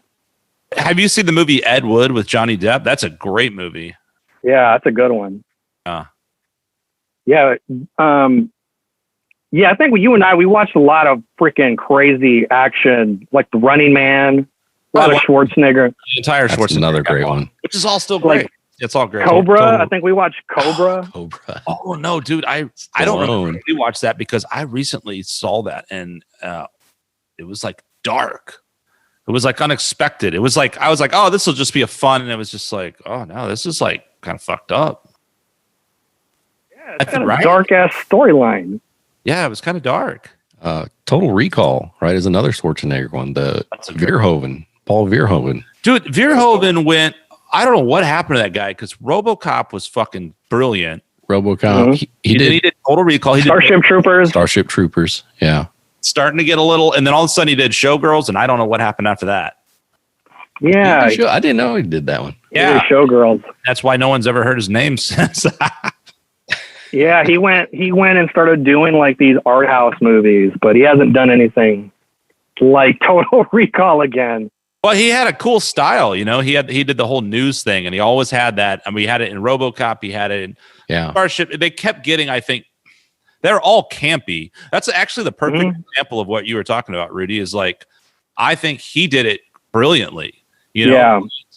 They had all the gore and it was the language and the gore and it was hardcore, but it was really funny and satirical, but there was some dark undertones to it that it was like movies like RoboCop and Total Recall. I thought were really well done, and then it's kind of funny he made Showgirls, which was at the time like that was so exciting. It's like, oh my god, Jesse Spano's going to be naked, and somehow he made that not work. Yeah, that movie, man. But yeah, like Paul Verhoeven, he did it right. Like like guys that are where it's so over the top, it's funny. Like, you know, like where that guy gets shot up like 1,000 times by the robot and and you're just like, oh my God, it's just like, it's so hilarious. Ridiculous. Yeah. Yeah. I like that stuff. Like, it's so just out of reality. Well, it's kind of like Commando in the same sense. I mean, it's more almost slapsticky, but I mean, because you're watching something that is clearly, it's so over the top and so fucking absurd, you know. And that's what's weird about it is like extremely violent, but it's not really offensive because it's so ridiculous at the same time. Yeah, there's, you know what, you know, and I think that there's something missing nowadays with stuff. There's a couple of movies that are mainstream where it's like along that same vein of we're gonna do like a live action comic and not take it too serious. And seems to do that with his movies consistently. Who? Tarantino seems like he carries on that torch. Yeah, like it's kind of like people forget, you know, like movies are supposed to be movies, and in my opinion, you know, when a movie like, you know, Batman Begins, like the Christopher Nolan, where everything had to be in such a real reality, I think he like jaded everybody in a way. Like when a movie came out, like it's like, oh, that's not real, and like everybody wanted to know like the physics of Spider-Man swinging on a building, and that's not, you know what I'm trying to say? Like that would never happen, and it's just all has to do with like, because Christopher Nolan's version of Batman was so like realistic. Now everybody's like, well, it's got to be real. And you know, when you watch a movie like Shazam, which goes the other route, like it should be fun, right? Yeah, like movies absolutely. are. What did you think about the Joker? Oh, I liked it, man. Yeah. I mean, speaking of you know, I mean, sort of a different approach, not so much comic book, but very, very dark and very sort of real. That definitely took it down that road. Yeah, that movie was really cool. And it's what I liked about it is that, you know, as somebody who reads comics, it felt like its own, like its standalone graphic novel. Like it felt like, here's a Joker story for you, and it's in its own like contained thing, right? Like it's not a part of whatever universe, or you know what I'm saying? And that's what I appreciated about it. It felt like, you know what it reminded me of? I told a guy this one time. I was like, it reminded me of an episode of Batman the Animated Series. Like here's the episode that's about the Joker, and it kind of like that. Like that was kind of cool, and the gritty New York, and you know, like that was really cool about that movie. What are your thoughts on Tarantino in general, or any, just I guess his films? Oh yeah, I'm not a big Tarantino fan. He doesn't influence me at all. Like it's, you know, it's some people they like it, some people don't. I don't. He's great at what he does, man. I loved, you know, Once Upon a Time was really great. You know, it's just different styles, you know, like his style of movies are not like what I like and I grew up on. Yeah. But he's great, man. He does some great stuff. Yeah. To me, it's like, I see his style more and more seemingly, like where he really does that intentionally, like really hams it up, and kind of what you were talking about, at least in my mind. It's like intentionally over the top. There, you know, you're going to climb the end of Once Upon a Time in Hollywood, which I thought was a pretty good movie. Like one thing I like about Tarantino is I think when he hits big. Like when he has a good scene, I think he's one of the absolute best in building suspense and anticipation. And so, like there was that Brad Pitt scene where he goes to the ranch, and you're like, they're gonna kill him, or what's it like? That was a great scene to me. The opening scene to Inglourious Bastards. There's a couple of scenes in that movie which I would say I think are some of the greatest damn scenes I've ever seen, man. Like they're just brilliant. But you know, you also know he's gonna like take it to this absurd place. And at some point in the movie, the climax of the movie is just going to be a shoot 'em up, blood and guts, Kill Bill sort of thing flying all over the place. And that's just kind of stylistically what he does. I kind of have like, I don't know, man. It's like, I just actually rewatched Django, strangely enough, kind of on a whim. And it's like, I like it. I don't think it's great. I don't think it's terrible. But man, with the parts that are good are so good. Like Samuel Jackson in Django is so fucking great. He's just so good, man. He knows how to get good performances out of actors. I'll give him that. Yeah, like, Inglourious Basterds, like that beginning is one of the greatest beginnings to any movie, like ever, in my opinion. Amazing. And it's arguably, a lot of people will talk about that beginning of that movie. And you kind of talk about like the suspense and everything. I think what he does really well is the character, like he makes the characters like they earn like what's going to happen. You know what I mean? Like stuff's just not happening. Like it's leading up to something. Like the character arcs, like he makes sure that you're going to feel like that tension. He's going to put you like in that situation. But he's a very slow burn. I think in his later years, he's very slow burn now. Yeah, I agree. Well, I mean, you look at, and I kind of tried it, and they've even made it like a Netflix 4-part thing.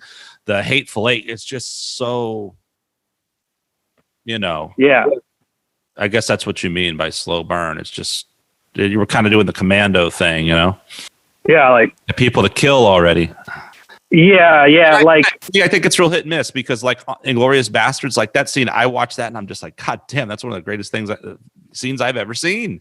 And then I'll watch the same kind of thing that he does in that movie, which is some funny bits or whatever. The Kurt Russell one where he's just running, killing people with his car and all that shit. Oh, Death Proof. Yeah, I love that movie. There's this scene in that movie though, where he's just going around a table and all the girls are talking. Now I can respect what I can respect about that is the fact that that's shot kind of like the old Kubrick stuff when it's this long continuous shot and it's like you're acting in a play, like you can't fuck up, right? It's just that I respect, but for me I was just like, for fuck's sake, it just felt like doing it for the sake of doing it. It just felt like it was boring. Well, Kurt Russell's in the background as that thing is spinning around. Yeah, there's cinematically it's impressive. Yeah. It's cool, but I also felt like, I'm being kind of, a dick, about it, but I think sometimes it's like a little bit more could probably get left on the edit room floor. And I think that was what you were saying too, Well, you know what? It's okay. That's funny you said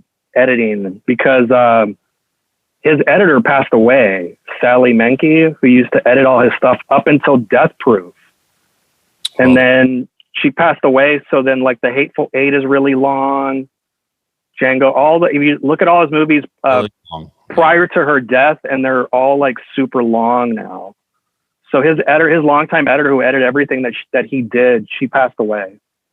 Oh, that's interesting. Okay. Yeah, so that's kind of cool. You kind of caught something like you caught that. And part of that makes me think. Obviously, that's a direct connection that's very logical. That makes sense.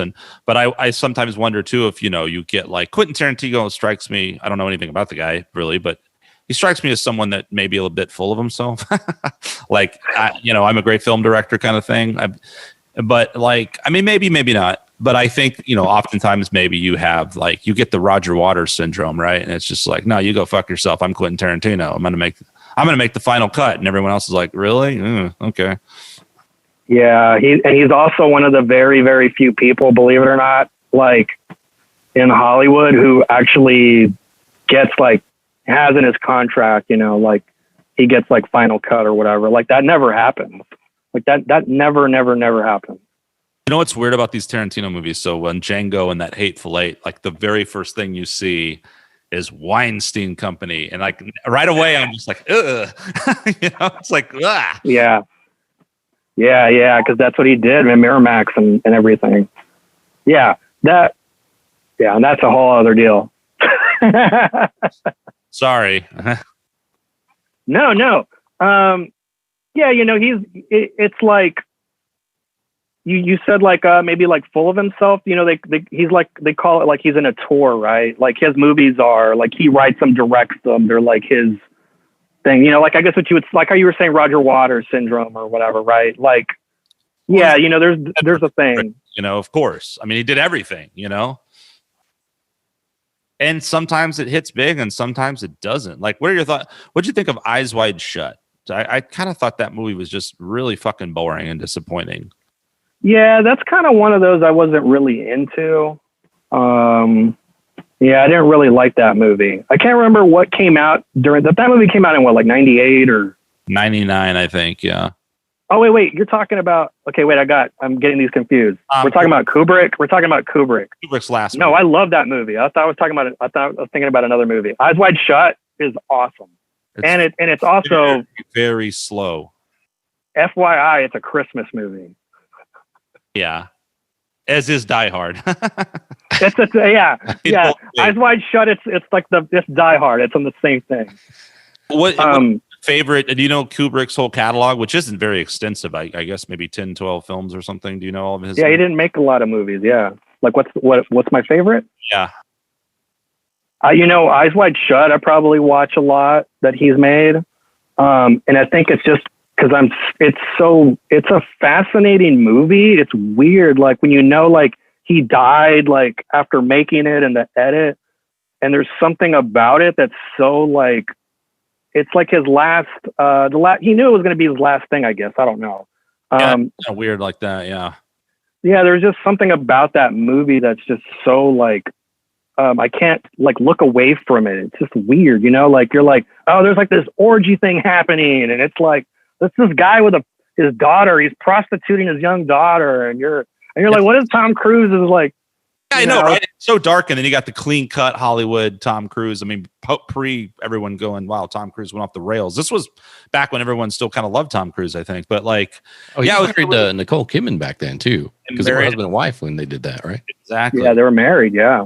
That was such a huge thing when it came out. That's why I think it was so disappointed. It's like, because, you know, it's like trying to put something out after Dark Side of the Moon. Good luck. You know, I mean, Pink Floyd managed to do it, but you know what I mean? Like so I think to be fair, it was one of those things. And I will say the whole orgy scene, and not just because it's an orgy scene, but like the suspense when he gets caught and the whole weird mask. And I love making fun of that movie because it's just funny. And it's so funny. Yeah. Clouds, you know, and what's the password? And I also I love that boom, boom, boom. But I used to make fun of that shit all the time. Alice in Chains has opened their concerts the last couple of tours with that Eyes Wide Shut music.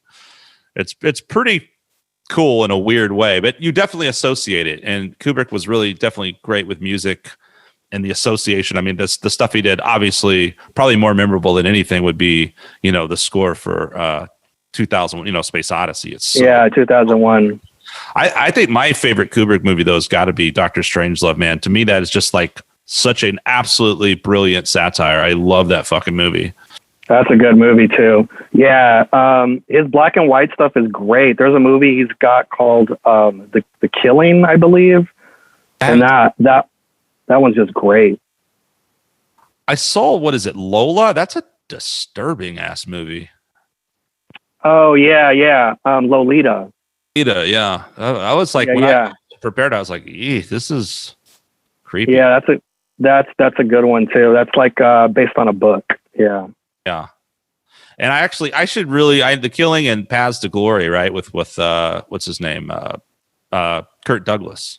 Yeah, that's a good one, man. It's got like this tracking shot.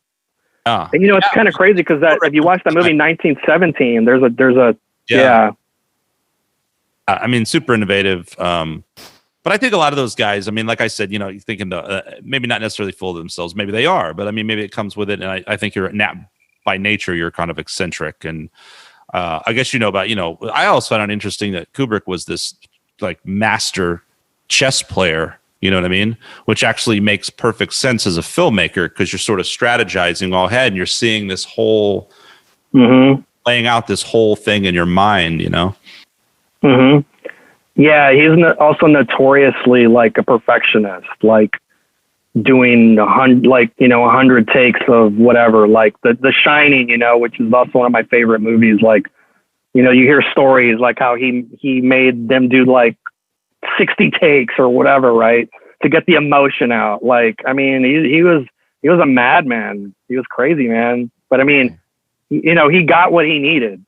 Yeah, and that's the thing. I think that's part of being a director is like sometimes you push the actors to an actual place of true madness, or they're terrified, or they're crazy, or they're tired, and they're losing their shit, and then you get that performance. It's almost sadistic in a way, but yeah, he was, I mean, for real, because those performances are just second to none. You know, Shelley Duvall went a little crazy because of that movie, I think, right? Because all the takes and really, yeah, I think she kind of got a little messed up after that movie. Wow. Yeah. Shining. Yeah. Amazing. No, it's that movie is great. After seeing, it's cliche to say, oh, with a book, if you've read the book, the movie, it's that cliche. But I had a hard time with the book because I had seen the movie, and I love the movie so much that trying to read The Shining, it's so different. I was not having it, man. I had to I stopped, and I had to come back to it later and kind of like forced myself to get through it. But ironically enough, I think, there's a lot of really cheesy Stephen King stuff that I think misses the mark, especially cinematically. But some of the films I feel like have done pretty good justice to the books, like Green Mile. I thought that both the movie and the book are just fucking fantastic, man. You know, and Shawshank Redemption. I mean, those are some of the best movies ever, in my opinion. Actually, Shawshank is a classic, you know. Yeah, it seems like Stephen King's best stuff is the stuff that's not a horror movie. Yeah. Totally. It's not all that, or like Stand By Me, right? You know what I mean? Yeah, same. Yeah, exactly. And all the other stuff just doesn't seem to be like great. Like what? How many people do you meet that go like, oh, my favorite movie is The Langoliers? Yeah. I don't even know what that is. What is that? You know what I mean? Or like Night Flyer or whatever that other one is. I don't even. Yeah, Langoliers was one of his short stories when he, I think he was publishing under Richard Bachman, like the Bachman books or something like that. I forgot about that because that's what fucking Running Man is, right? Oh, that's right. Yeah, it is. Oh, yeah, it is like That's him. Yeah. I remember it has nothing to do with I think it's only by name, isn't it? Oh no, wait, I'm thinking about Lawnmower Man. Never mind. I'm thinking about another movie. Oh, okay. Yeah. King too, I think. Yeah, Lawnmower Man, I think it was a Stephen King thing, but they only used the title and it has nothing to do with I was getting that one and Running Man confused. Sorry. I think Stephen King hated The Shining because it's, like I said, it's so different from the book. Like Kubrick, I guess, was just like, yeah, well, fuck your book. You know, but yeah. But he took his own artistic liberty with the movie and it worked, obviously, you know. Yeah, most directors or writers are going to be like, I'm going to twist this and make it more cinematic. Like, for instance, like in Carrie, I think in the book, when the mother dies, I think she just has like a heart attack. But in the movie, like Brian De Palma's like, oh, that's boring. Well, why am I going to do that? So he has like Carrie put the knives and she's crucified. Yeah. You know, and like and you know, that ending's more cinematic and more visual than the other one. You don't see a lady just have a heart attack.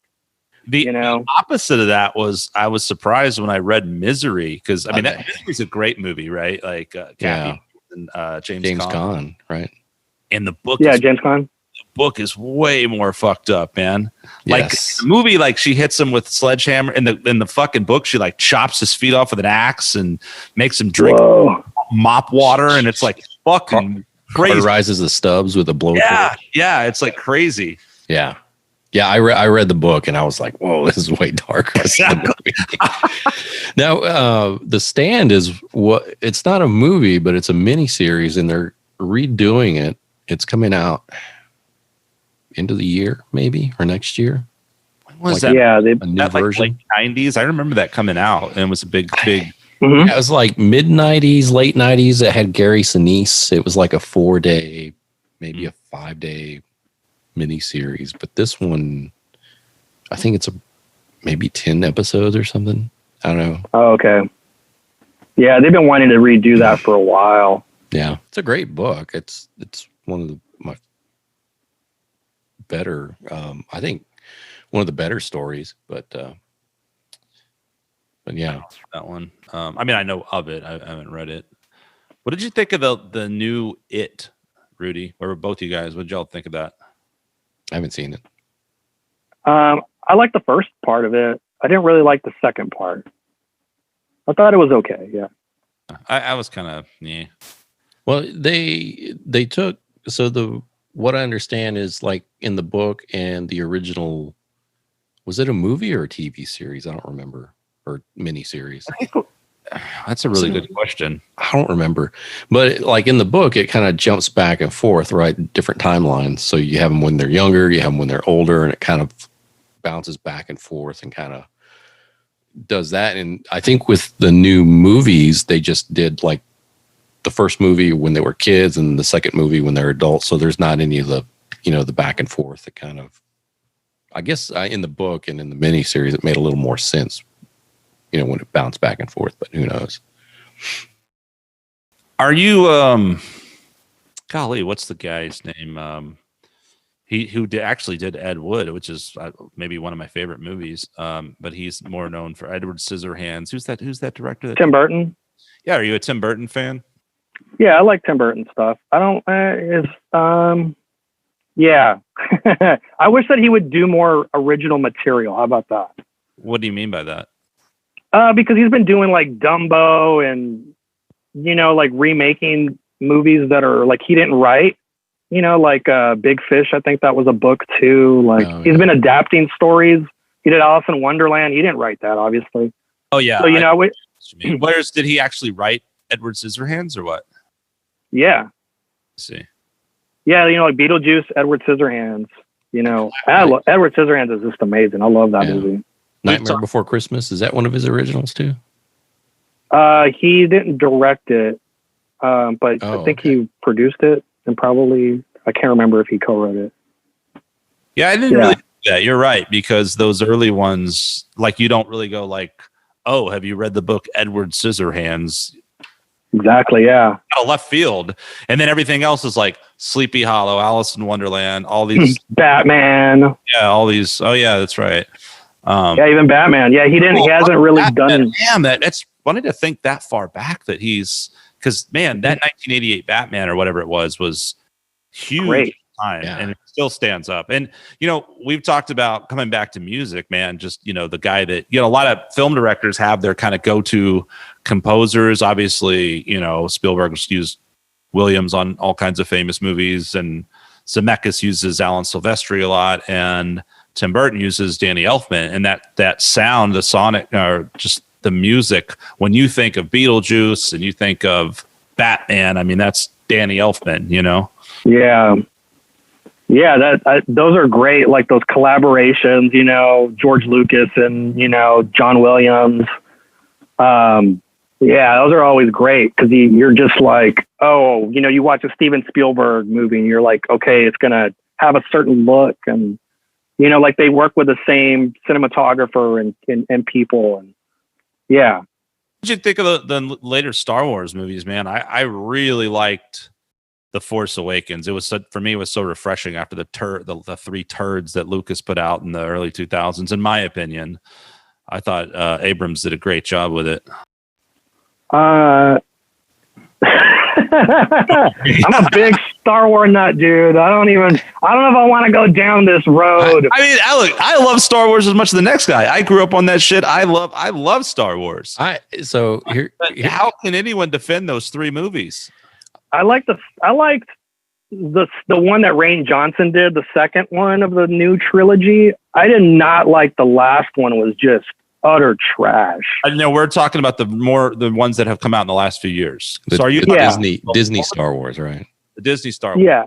But The Force Awakens was badass. And then you had Rogue One, which was actually pretty good, I thought. Rogue One was good. Great. I liked Rogue One. Yeah, Rogue One was good. And then there's been two more. There's been the Return Solo movie. Han Solo movie.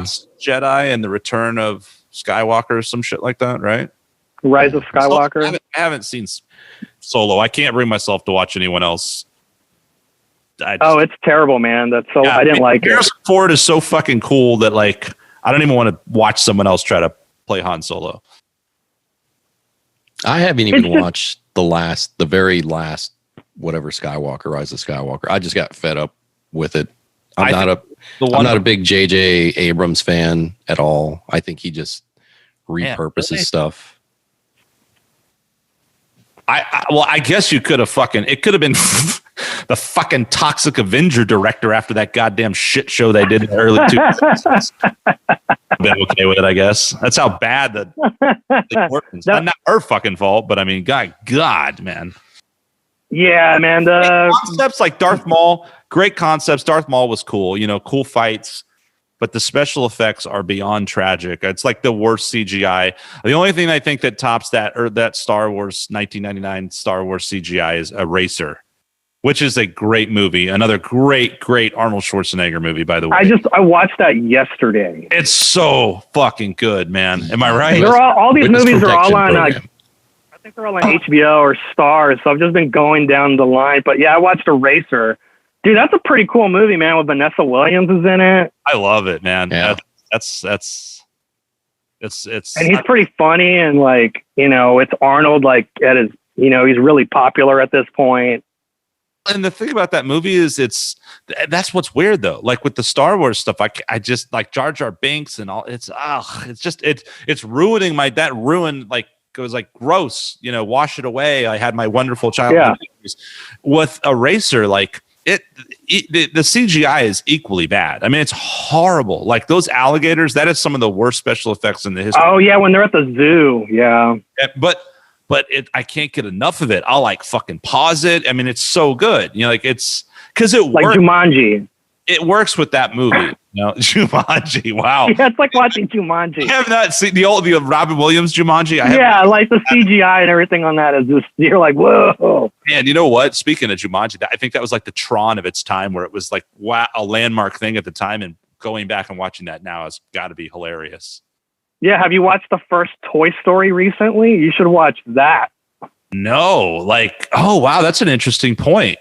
You should watch this is what I liked. I started doing this thing recently. I started watching like whatever a TV show is, or if it's like a franchise, I watched the newest one or the latest one, and then I go watch the first one. Oh, it's you crazy. Should watch to compare them, like to really get that contrast. I love doing that with like when you see like an old Family Guy or an old Simpsons, you're like, oh my God, it looks horrible. Like, yeah, it's crazy. I think Family Guy had an episode where they are actually making fun. They went back in time and they were making fun of like how stupid like their own characters looked. Like looked weird and funky and shit. And he was like, what? Stewie's just like, what's wrong with me and all this? Yeah. Yeah. You should check that out though. That first Toy Story, and oh man, it's rough. It's like going back to one of the first podcasts where we have video and looking at where we're at now. Yeah, it's pretty rough. Like, you caught us at the right time, man. We've managed to get our microphones working with Zoom. Yeah, we didn't have video for about the first 5 or 6 podcasts. Yeah, something like that. I just feel like just the last 2 podcasts, like maybe our audio is decent. It was like a Nokia phone, like 4 megapixel video. Yeah, it was like a potato. Yeah.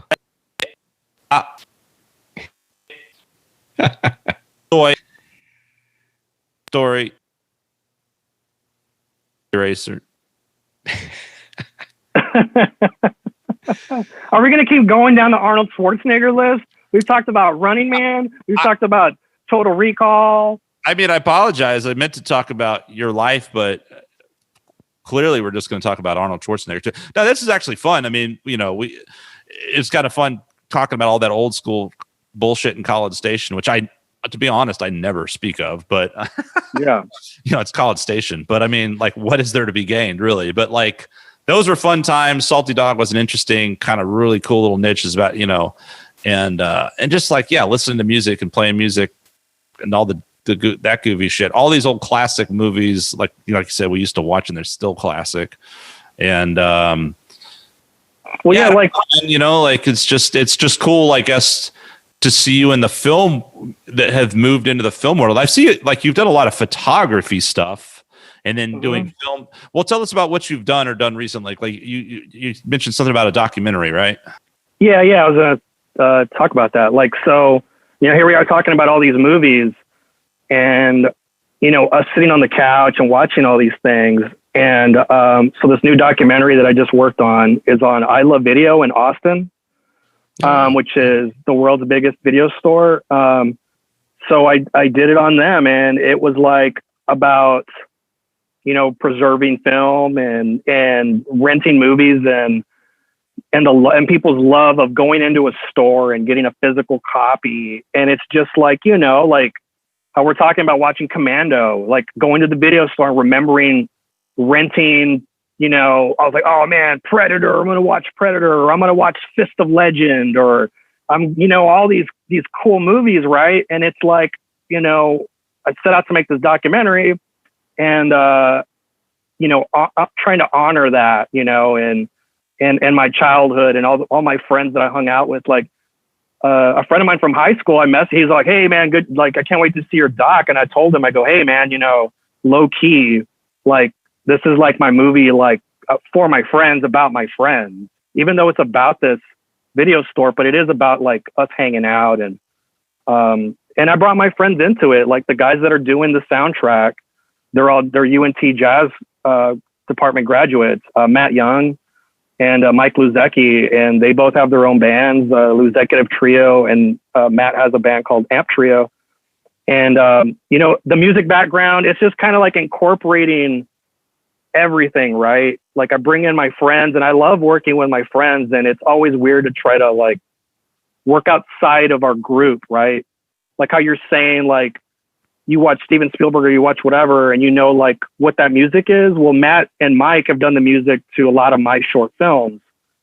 So I can't see myself doing a movie without Matt and Mike. Right. Yeah, it makes sense. And it's like, yeah, when you make a movie, it's a family. Like, for instance, like we have this, an artist who came in, and her name is Emily, and you can see her artwork on my Instagram for the I Love Video documentary. And it's like, I saw her artwork, and my friend recommended me to her, and we started talking, and it's just kind of like, you know, those are connections that you want, right? Like you're going to work on a film for 2-3 years. You know, you want to work with somebody that you're going to be able to hang out with and be friends with and confide in. So yeah, man, it's been great. Like, same as a band, you know, if you're going on the road or if you're in the studio hunkered down together, and it's you know, it's you've got to have it.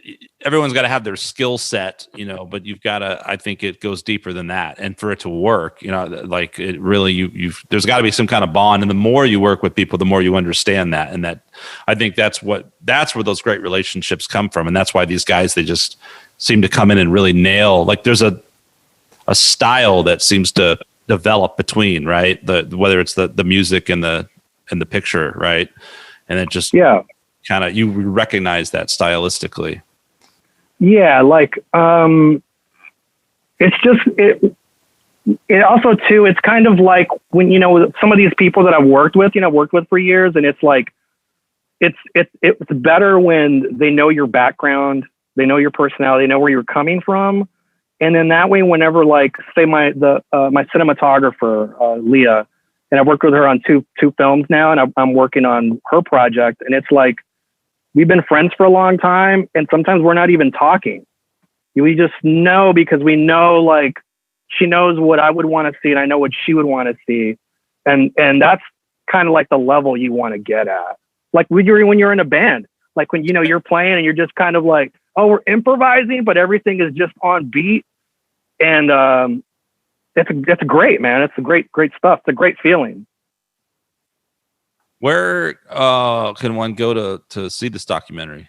So we're supposed to have a screening on the 20th.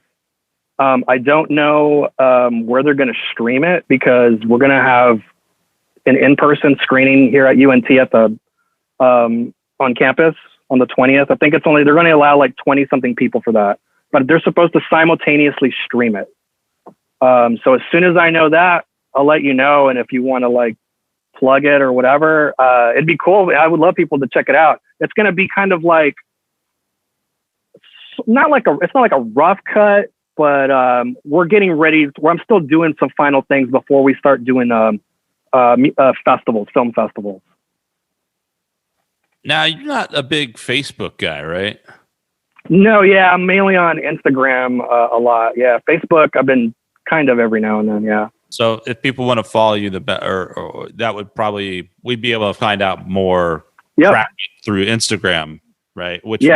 What's your Instagram handle? Yeah, you can follow me at Rudy Cervantez 3. I think it's Rudy _ let me pull it up here. Yeah, Rudy _ Cervantez and then the number 3. And it's CERVANTEZ 3. And then my documentary Instagram is I Love Video Documentary. Okay, so that's probably the best thing then for that particular film is just to go to that. Yeah, okay. Yeah, go to my page and then follow that one because I run both of them. So sometimes I'm kind of like posting, you just never know like what I'm going to do. But yeah, if you go onto the I Love Video, you can see some of the behind the scenes stuff. You can see the artwork that we're going to do for like a t-shirt, which Emily did. And you should check out her artwork. Her artwork is not safe for work, but you should check it out. Her stuff is awesome. She's up in Dallas and that neck of the woods? She's in Austin, actually. Really? Okay. She lives in Austin. That's yeah. Right. Emily who? She goes Emily the Strange. That's what she goes by on Instagram. Okay. Oh, yeah. Cool. And then you can check out Matt Young and Mike Luzecki on Instagram. You can check out their music. Yeah, I think Matt Young just put out an album with his amp trio. Yeah, and then Mike Luzecki, he plays with a bunch of guys. Like, he's all over the place.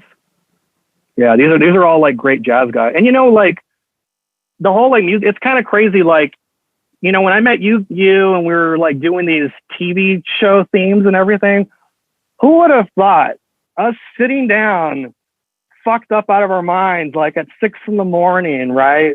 Like, here I am, like doing what we were doing in the living room, right? Like when I work with the musicians, it's great because they know that I have that background.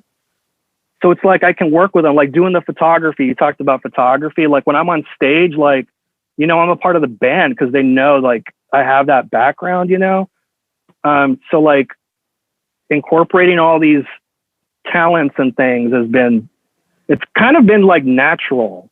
Sure. Yeah. Because they all go hand in hand. And I think just talking about this, and I bring it up all the time too. I think when you're kind of an artistically wired person, you sort of, I think that we're all very into a lot of the same things. And so a lot of times there's crossover, right? And, you like if you play one instrument, you can probably play a few others. And, if you do some acting, you've probably done some comedy, and so I think just like with what you're doing now, there's a lot of bleed from one to the other. And especially if you're going to be kind of, the central vision of something, you want to have some idea of what's going on in those worlds. So to be a musician is great. You know what I mean? To have, it's not like you're just sitting there telling people what to do. It's like, no, you're a musician. No, you know how to operate a camera and you're a photographer and all these different things, You're muted. Yeah, like whenever we're working on the score, right? It's always it's nice to like when it is opposed to like working with somebody who doesn't know music, right? Like you have the director trying to go like, well, I want this to go louder and I want this to do, like I'm able to like talk music language and they appreciate that. Like it makes the job a lot easier. Where I'm like, dude, you need a crescendo here, or this needs to be, can we cut this short? And like the time signature, and we get really into it. Yeah. Well, and it's like, as a music teacher, like it's you talk about these things and sometimes on the front end, it's like, look, like, yeah, you're going to hear some terms now. It's not, you don't need to worry about it too much now, and then I had this kid the other day and it's like, it always sound like weird and nobody, or does that get used? And I'm like, oh yeah, like, modes, right? And we've gone down the big mode nerd rabbit hole, but of course, right? I mean, think about when you're watching a movie and every time someone flies to fucking Egypt, you're going to hear some goddamn Phrygian mode thing. I mean, hero shows up, it's going to be Lydian. Like, this is the kind of shit you need to know, Yeah, it's going to be like stereotypical. Like, you're like, oh man, is this racist? I don't even know. Like why am I hearing? Why am I hearing a gong like on this section of the movie? Like, this is wrong. Yeah, what the fuck, dude? It's like he goes to Asia. There's a pan flute and a gong. They go to the Phrygian. This is bullshit. Racist. Racist bastard. You got a mariachi band and shit. Like, hey, being racist against yourself. It's just crazy. Yeah, it's, you know, it's been a fun ride, man. That's all I can say. It's been difficult. It's not, you can see how gray I am. Movies are very difficult to make. We're also, you know, not the age we were when we met. So I think when I met you, you were like 27, I think, or 26. No. I was like 24, 25, maybe. Okay. You're still way old. You were older than me. I knew that. Yeah, I'm way older than you. Thanks for clarifying. Way older than me. 4 years. Your prostate's way bigger than mine, probably. Oh, man. If you want to get into prostate, we can go down that road. Richard's over there giggling because he knows what's up. It's like, dude, speaking of Zoolander, right? There's that joke at the end of Zoolander where, what's his name? Ben Stiller, or not Ben Stiller, as Jerry Stiller. Jerry Stiller. Harry Ballstein, right? Yeah. He's sitting there. Harvey. He's like, come on. And dude, like, I starting to understand, like, we're all like, pee, and then I'm like, why the fuck am I not done peeing? Like, and I gotta go pee like 2 drops more. That's fucking old enough. But you've been having fun self-examining though, right? Self-examining. pulling my hair out of my boxers or whatever the hell Rudy was doing when we started this podcast. My perforated boxer shorts. Boxer briefs. Yeah. Yeah, you don't know pain until it's pulling from someplace it's not supposed to pull. I felt some funky pain in there. I don't even know if where I want to go with this. People probably what there's no probably. There's no probably. I was about to say people probably don't want to hear us talk about our you know, gray pubic hairs. No, I'm very certain. Very certain.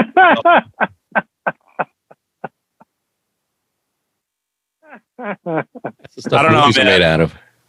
Yeah. I don't know. That's when you know it's bad, when you're just like, man, even that shit's getting gray. Fuck. It's getting so real, man. It's getting so real. Yeah, whole fucking bunch of Steve Martins running around now. The forever old. Steve Martin, forever old. No, he's never been young. You see Steve Martin with gray hair, and you're like, look how young he was. Like, Steve Martin's always just had white hair. Like, I guess in The Jerk, it was kind of like peppery, you know? Yeah, when he's a baby, he still had gray hair there. Yeah. Just born sophisticated. Yeah, a 10-year-old child, and he has full gray hair.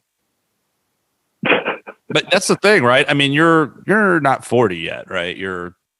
I'll be 39 on the 17th. So, well, happy birthday, man. So thank you. And that's the thing that you don't think when you're younger, right? Is you think that you get to like 50, right? Like, I remember being a kid thinking like you get to 50 and that's when you start going gray. Fuck no. Shit starts turning gray and you're 30. Like, and little did I know, like, some people are like, oh, I've been dyeing my hair for years, and like we're gray in their 20s even, right? And just don't know. Yeah. And for me, it was like cruising along, and then you sort of hit like early to mid 30s, and all of a sudden you're like, And yeah, now it's like out of control, man. Like I've accepted it. That's why I wear this hat. I'm like, I'm not even trying to hide the fact. I'm not even trying to pretend I'm young. Yeah, I started going gray in my late 20s. And then I started directing, and then it just went. So, you know what? I actually blame drummers. So, not all drummers, but a few drummers. One we'll have on the podcast here pretty soon. I think anything, being in a band, jobs, children, directing films, and basically doing anything. Life turns your hair gray. Yeah, like when you go to sleep and then you wake up and you got injuries, like that's when it starts to get real. That's when you know, like when you wake up and you're like, nothing is hurting. This is a good day. And and then the very next day you're just like, and now my back hurts again. I don't know why. Yeah, I can't move my neck. What happened? Sleeping. I literally did nothing. My body was trying to rest and it killed itself.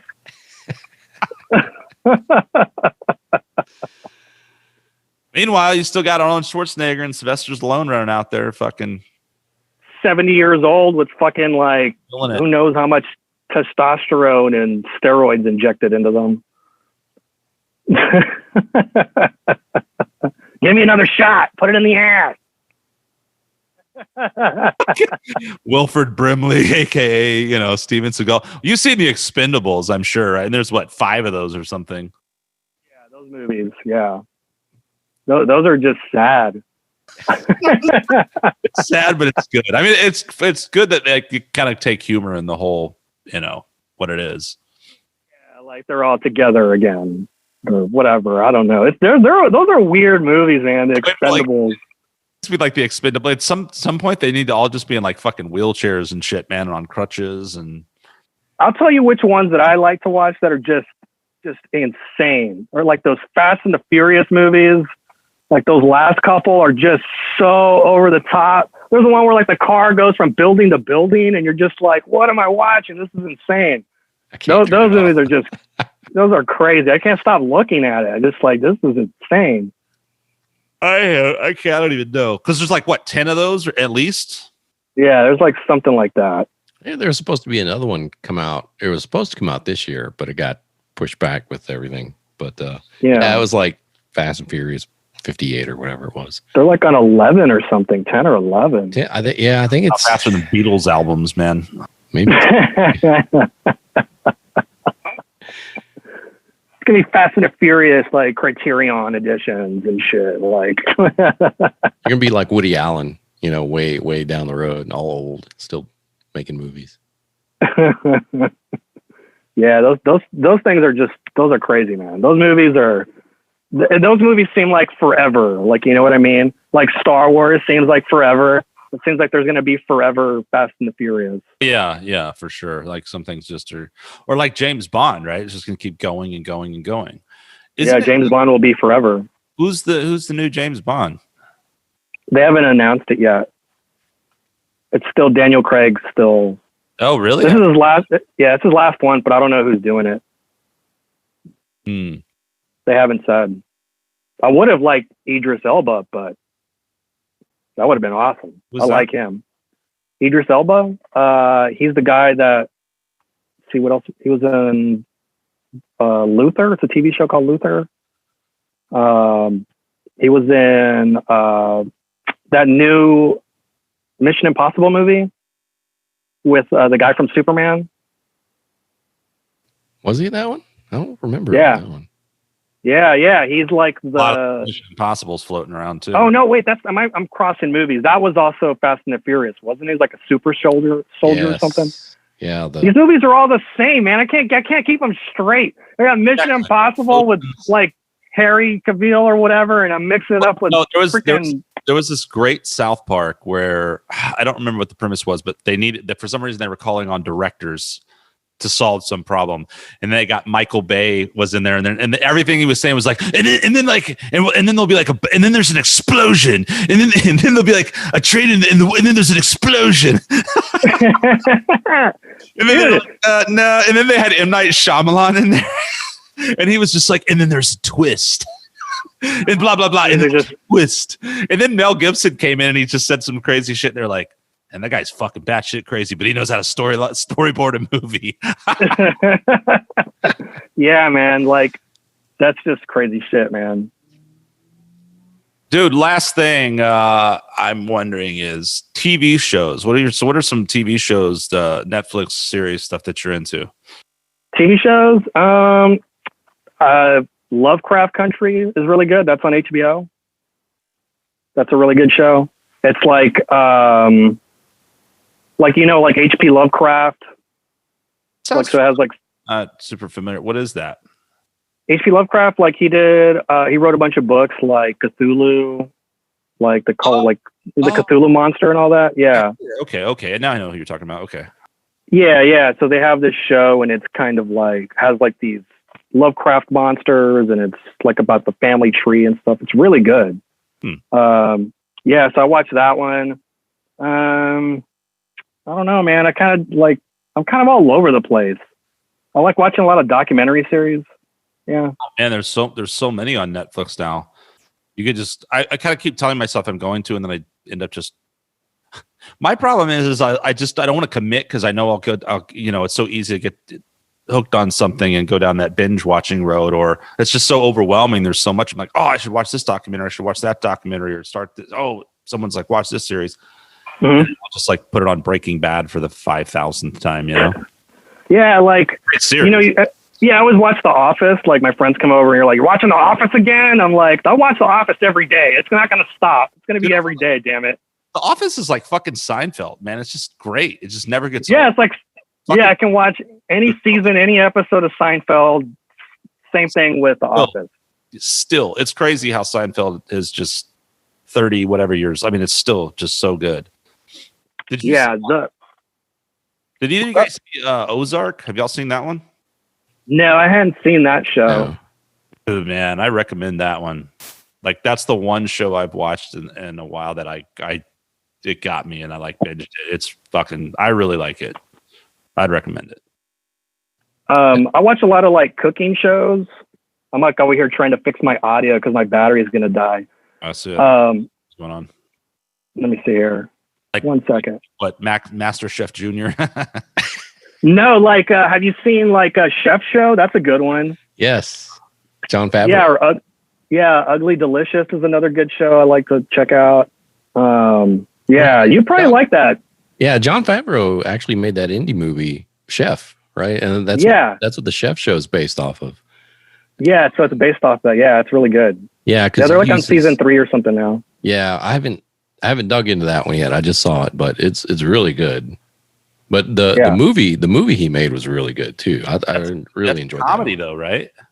Yeah, it's like a comedy. Yeah. It's like been around a while, right? It came out like several years ago. Like, yeah, like I think it came out in like 2014 or something. I don't know what you're talking about. Yeah, he's like on a food truck, and then it's just like it's like a road trip movie, right? Like he's with his kid, and they're traveling.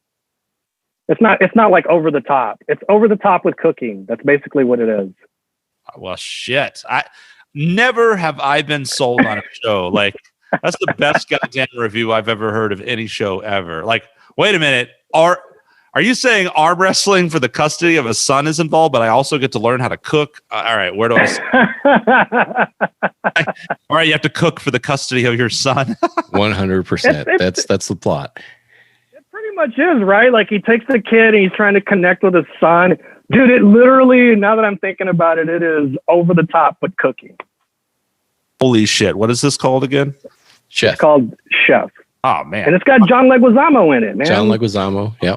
Okay. John Leguizamo in anything is great, man. You can't go wrong. Poor Vic. Not you, Vic. This brings me back around to Vic Avon. Remember how he used to get called? He looks like him. Like John Leguizamo, right? Yeah. Yeah. People come up to him all the time and go, you look like John Leguizamo. He looks fucking like John Leguizamo. He would stop people and goes, I already know what you're going to say. That's one of those guys that is like in a surprising, like they're not like usually like main lead roles, but he's in a shitload of movies, man. Like there's so many times I'll be watching a movie and he's in it. You know what I mean? Yeah, like Samuel L. Jackson, you're in everything. Like Gene Hackman used to be. Yeah. Yeah, Gene Hackman used to be in a bunch of stuff. Oh man, Enemy of the State. I love that movie. That's a good one. Or Unforgiven. Unforgiven was good. Little Bill. Yeah. Oh man, Unforgiven. Dude, I have to watch that movie at least once a year or twice a year. I have to watch that movie.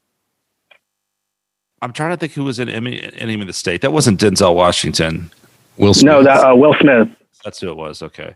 And the other one, I tend to get that one confused with Behind Enemy Lines, which was Owen Wilson. Yeah, that's Gene Hackman was in that one too, right? What I'm saying. Yeah, Gene Hackman. Yeah.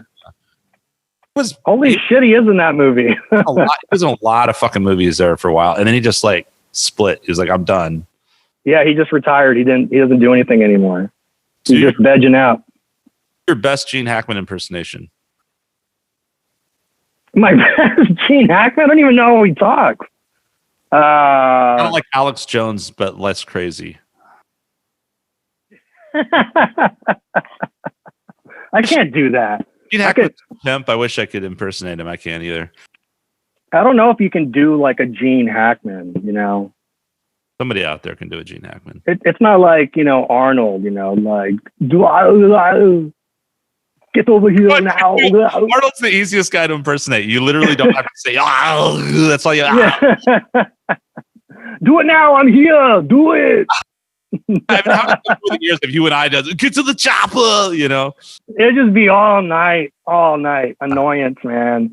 Anyone made it this far in this podcast, which is not would be like, oh, Jesus Christ. Like anyone, it hasn't stopped. We've been going back to Arnold. It's just coming back to Arnold again. Yeah, well, anyone, if somebody, you know who's going to listen to this whole fucking podcast? Guy. Hey, Guy. How you doing, Guy? Yeah, Guy's coming on here, I think in January or early February, man. So that's going to be fun. Bring me on for that. Like, have me on. We actually should do that, man. We need to do some of those like call-in type, pop in halfway through. Yeah, have me pop in for a minute. Say what's up. That shit will be fun, dude. Because I'll make sure I have a couple of these. Dude, speaking of Guy, that motherfucker. Okay, so we've had some hilarious, absolutely hilarious stories on here, man. So another really great friend of mine, another musician, this guy named John Simpson here in Austin, is just, he's like Guy in term, like I put him and Guy like to the top funniest storytellers. I mean, they're always like shit stories, but like just the funniest fucking stories I've ever heard in my life. And John he's got some classics, and he told it on the podcast, dude. I mean, we were crying. We were crying, laughing. It's just, go to the John Simpson episode and listen to the last 30 minutes, and you're welcome. Yeah, I'll have to check that out, man. I'm glad we didn't get into too much of our escapades. No, I'm actually, now that I want to finish the podcast with that, I want to leave it with a Rudy Cervantez shit story. What do you got? Oh, a shit story? I got the shit story. So, is this the one you're thinking about? I don't know. I don't know, but go for it, because now I'm curious. So I'm going to give it, because I have no shame. It's not me, right? No, it's about me. It's about me. Okay. Was there one about you? Oh, that's why I was going. Where's he going with this? Because I don't remember having any explosive situations around you at any point. Yeah, the armpit incident. That's all I remember. You stinky fucking bastard. Whoever's listening to this, I just want you guys to know it was like we were yakking. Oh, it was the craziest shit ever. Like, and I'd not like, I never do I have like, you know, there's moments where I'm just like, whew, you know, but he had to take his shirt off. This was it was so bad. Like we had the windows down. Yeah. Like laughing, like simultaneously laughing and like dry heaving out. It was so gross, dude. It was insane. Didn't you pull over at a gas station to get deodorant? Yeah, we had to, like you said, I had to take my shirt off and put deodorant on. It didn't matter. Like it was just hard. It was. To this day, I don't know what I ate or what the deal was. I don't know what happened. Anyway, yeah, it was really bad. I got a good shit story for you guys. All right, here we go. All right, so when I was in college, this is years ago, like when I had met you or whatever, and my girlfriend at the time, we went to eat. I think we were in Conroe or somewhere, and we went to go eat, and I'm lactose intolerant. And I was just like, Conroe is like 40 minutes away, I think, from College Station, or 30 minutes or something. So it was like, we went to like some place, it's probably like a Bennigan's or something. This is how long ago it was. And I don't know what I ate, but it was like this Alfredo like pasta thing. And my girlfriend was looking at me and she goes like, you shouldn't be eating that. And I was like, we're only 30 minutes away. It's not going to be any freaking big deal. So she's just like, all right, whatever. So we're driving back and we're driving and she starts going like, hey, you're speeding. And I was like, okay. So I take my foot. Yeah. So she's just like, what's going on? And I start going a little bit faster. And she's all like, are you okay? And I'm like shifting, man. And I'm like, look, I gotta go. And she's sitting there and she's not even laughing. She's angry. Like she's really pissed because she's like, I told you.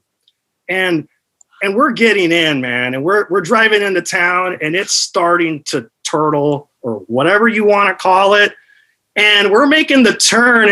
And at the time, like we were living in the same condo like complex.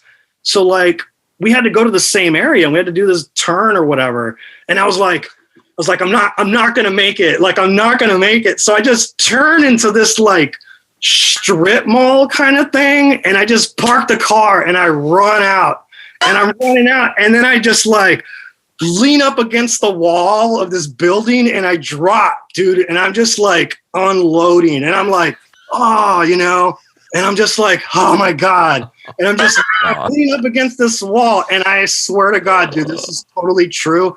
I go and I'm looking around and I look this way and on the corner of the building is a security camera, like facing right where I'm taking a shit.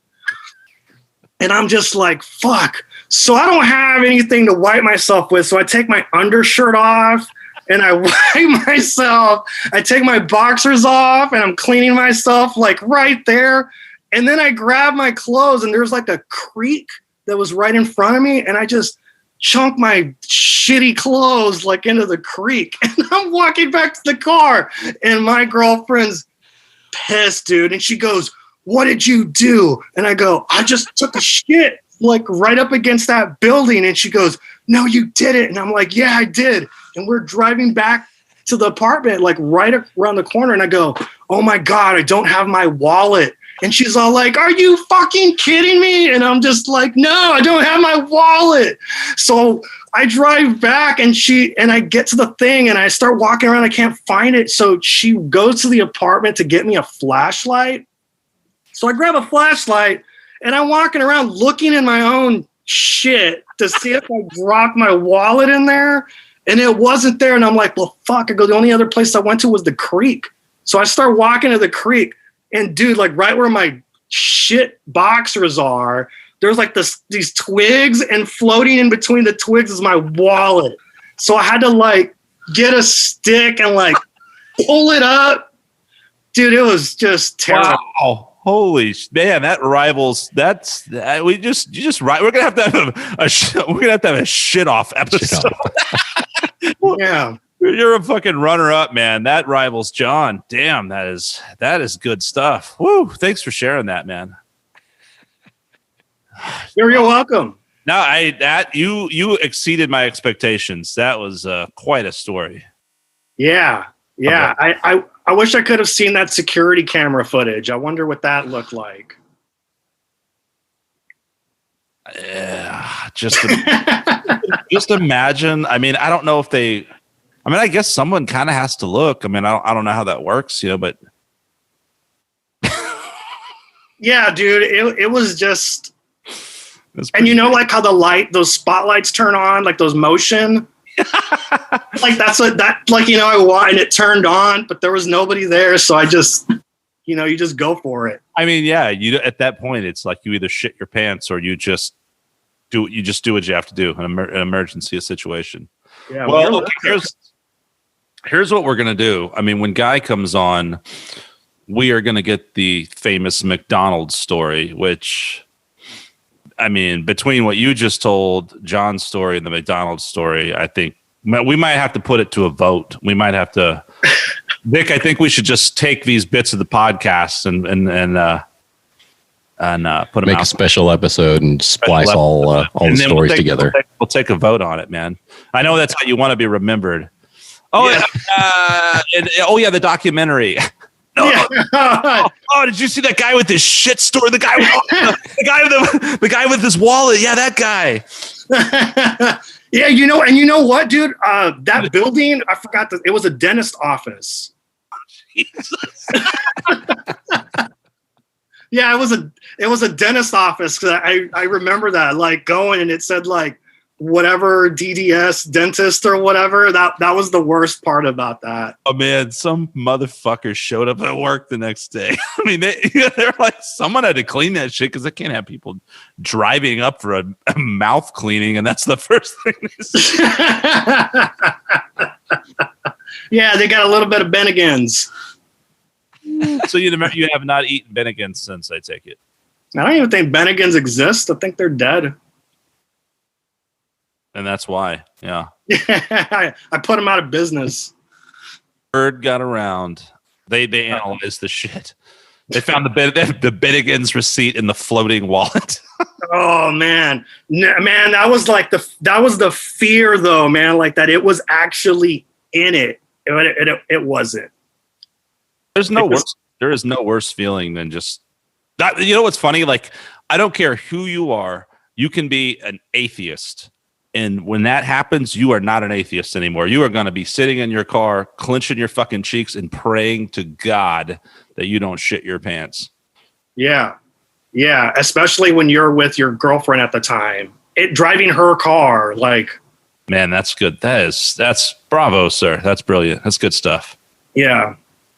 I feel good about this podcast. We started and finished strong. We started with you adjusting your balls, and we finished with you telling an epic shit story. And that's what people want. That's what is demanded by our listeners. I've got plenty of shit stories if you want them.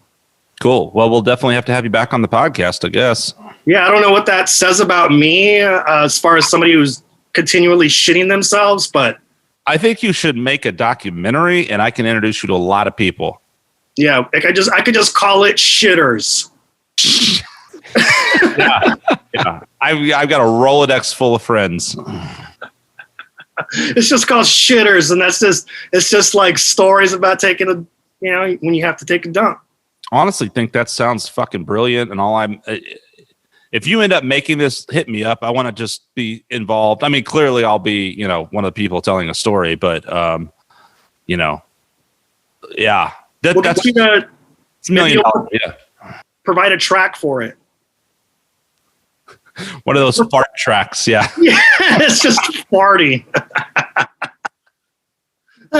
Fart me out a major 7. Your fart. That's it. Quit farting a dominant chord. Yeah, like you sample your fart and you get like a MIDI guitar and you're just like. Well, as with all of our podcasts, we have ended up with bowel movements proudly. Rudy Cervantez, Rudy_Cervantez. No, 3. What is the handle again? Yeah, it's Rudy_Cervantez 3.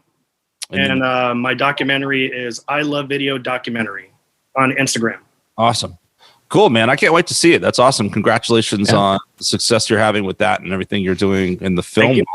Are you still playing? Do you play much anymore? Or yeah, around my house. Like, I don't gig or anything. I haven't gigged in a while. Like, once I got into grad school, it kind of takes up a lot of time. So I didn't really, can't gig, but I'll sit around and I'll write stuff. Like I said, like for my films, I'll get an idea down and, pass it along. So, but yeah, I still play, man. I still got my Strat, got my Ibanez, Marshall Cool Stack. Yeah. No, yeah. I mean, that's the thing. It's like, we're talking about film and that endeavor and what you do, but I mean, you're, a legit musician. Obviously that's what you did for years, Yeah. And it's weird because, what's really funny is that, me like through that, and people up here there's some people have never known me as a musician here. Right. So they're like, oh, you play guitar? I didn't know that. And it's kind of funny because it's like, oh, well, that's what I did. It's like in a few years, people will see me and they'll be like, wait, you play guitar? I thought you were just that guy in that hat that talked about bowel movements on a podcast all day.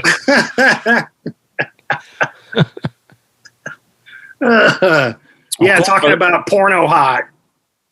Oh, I can't. I'm ashamed of both of us that we can't remember that girl's name. It wasn't like Angela, Angie. I don't remember. I want to say like porno hot. This speaks volumes for men. This is literally what's we don't remember the girl's name, but we remember porno hot put it in her butt.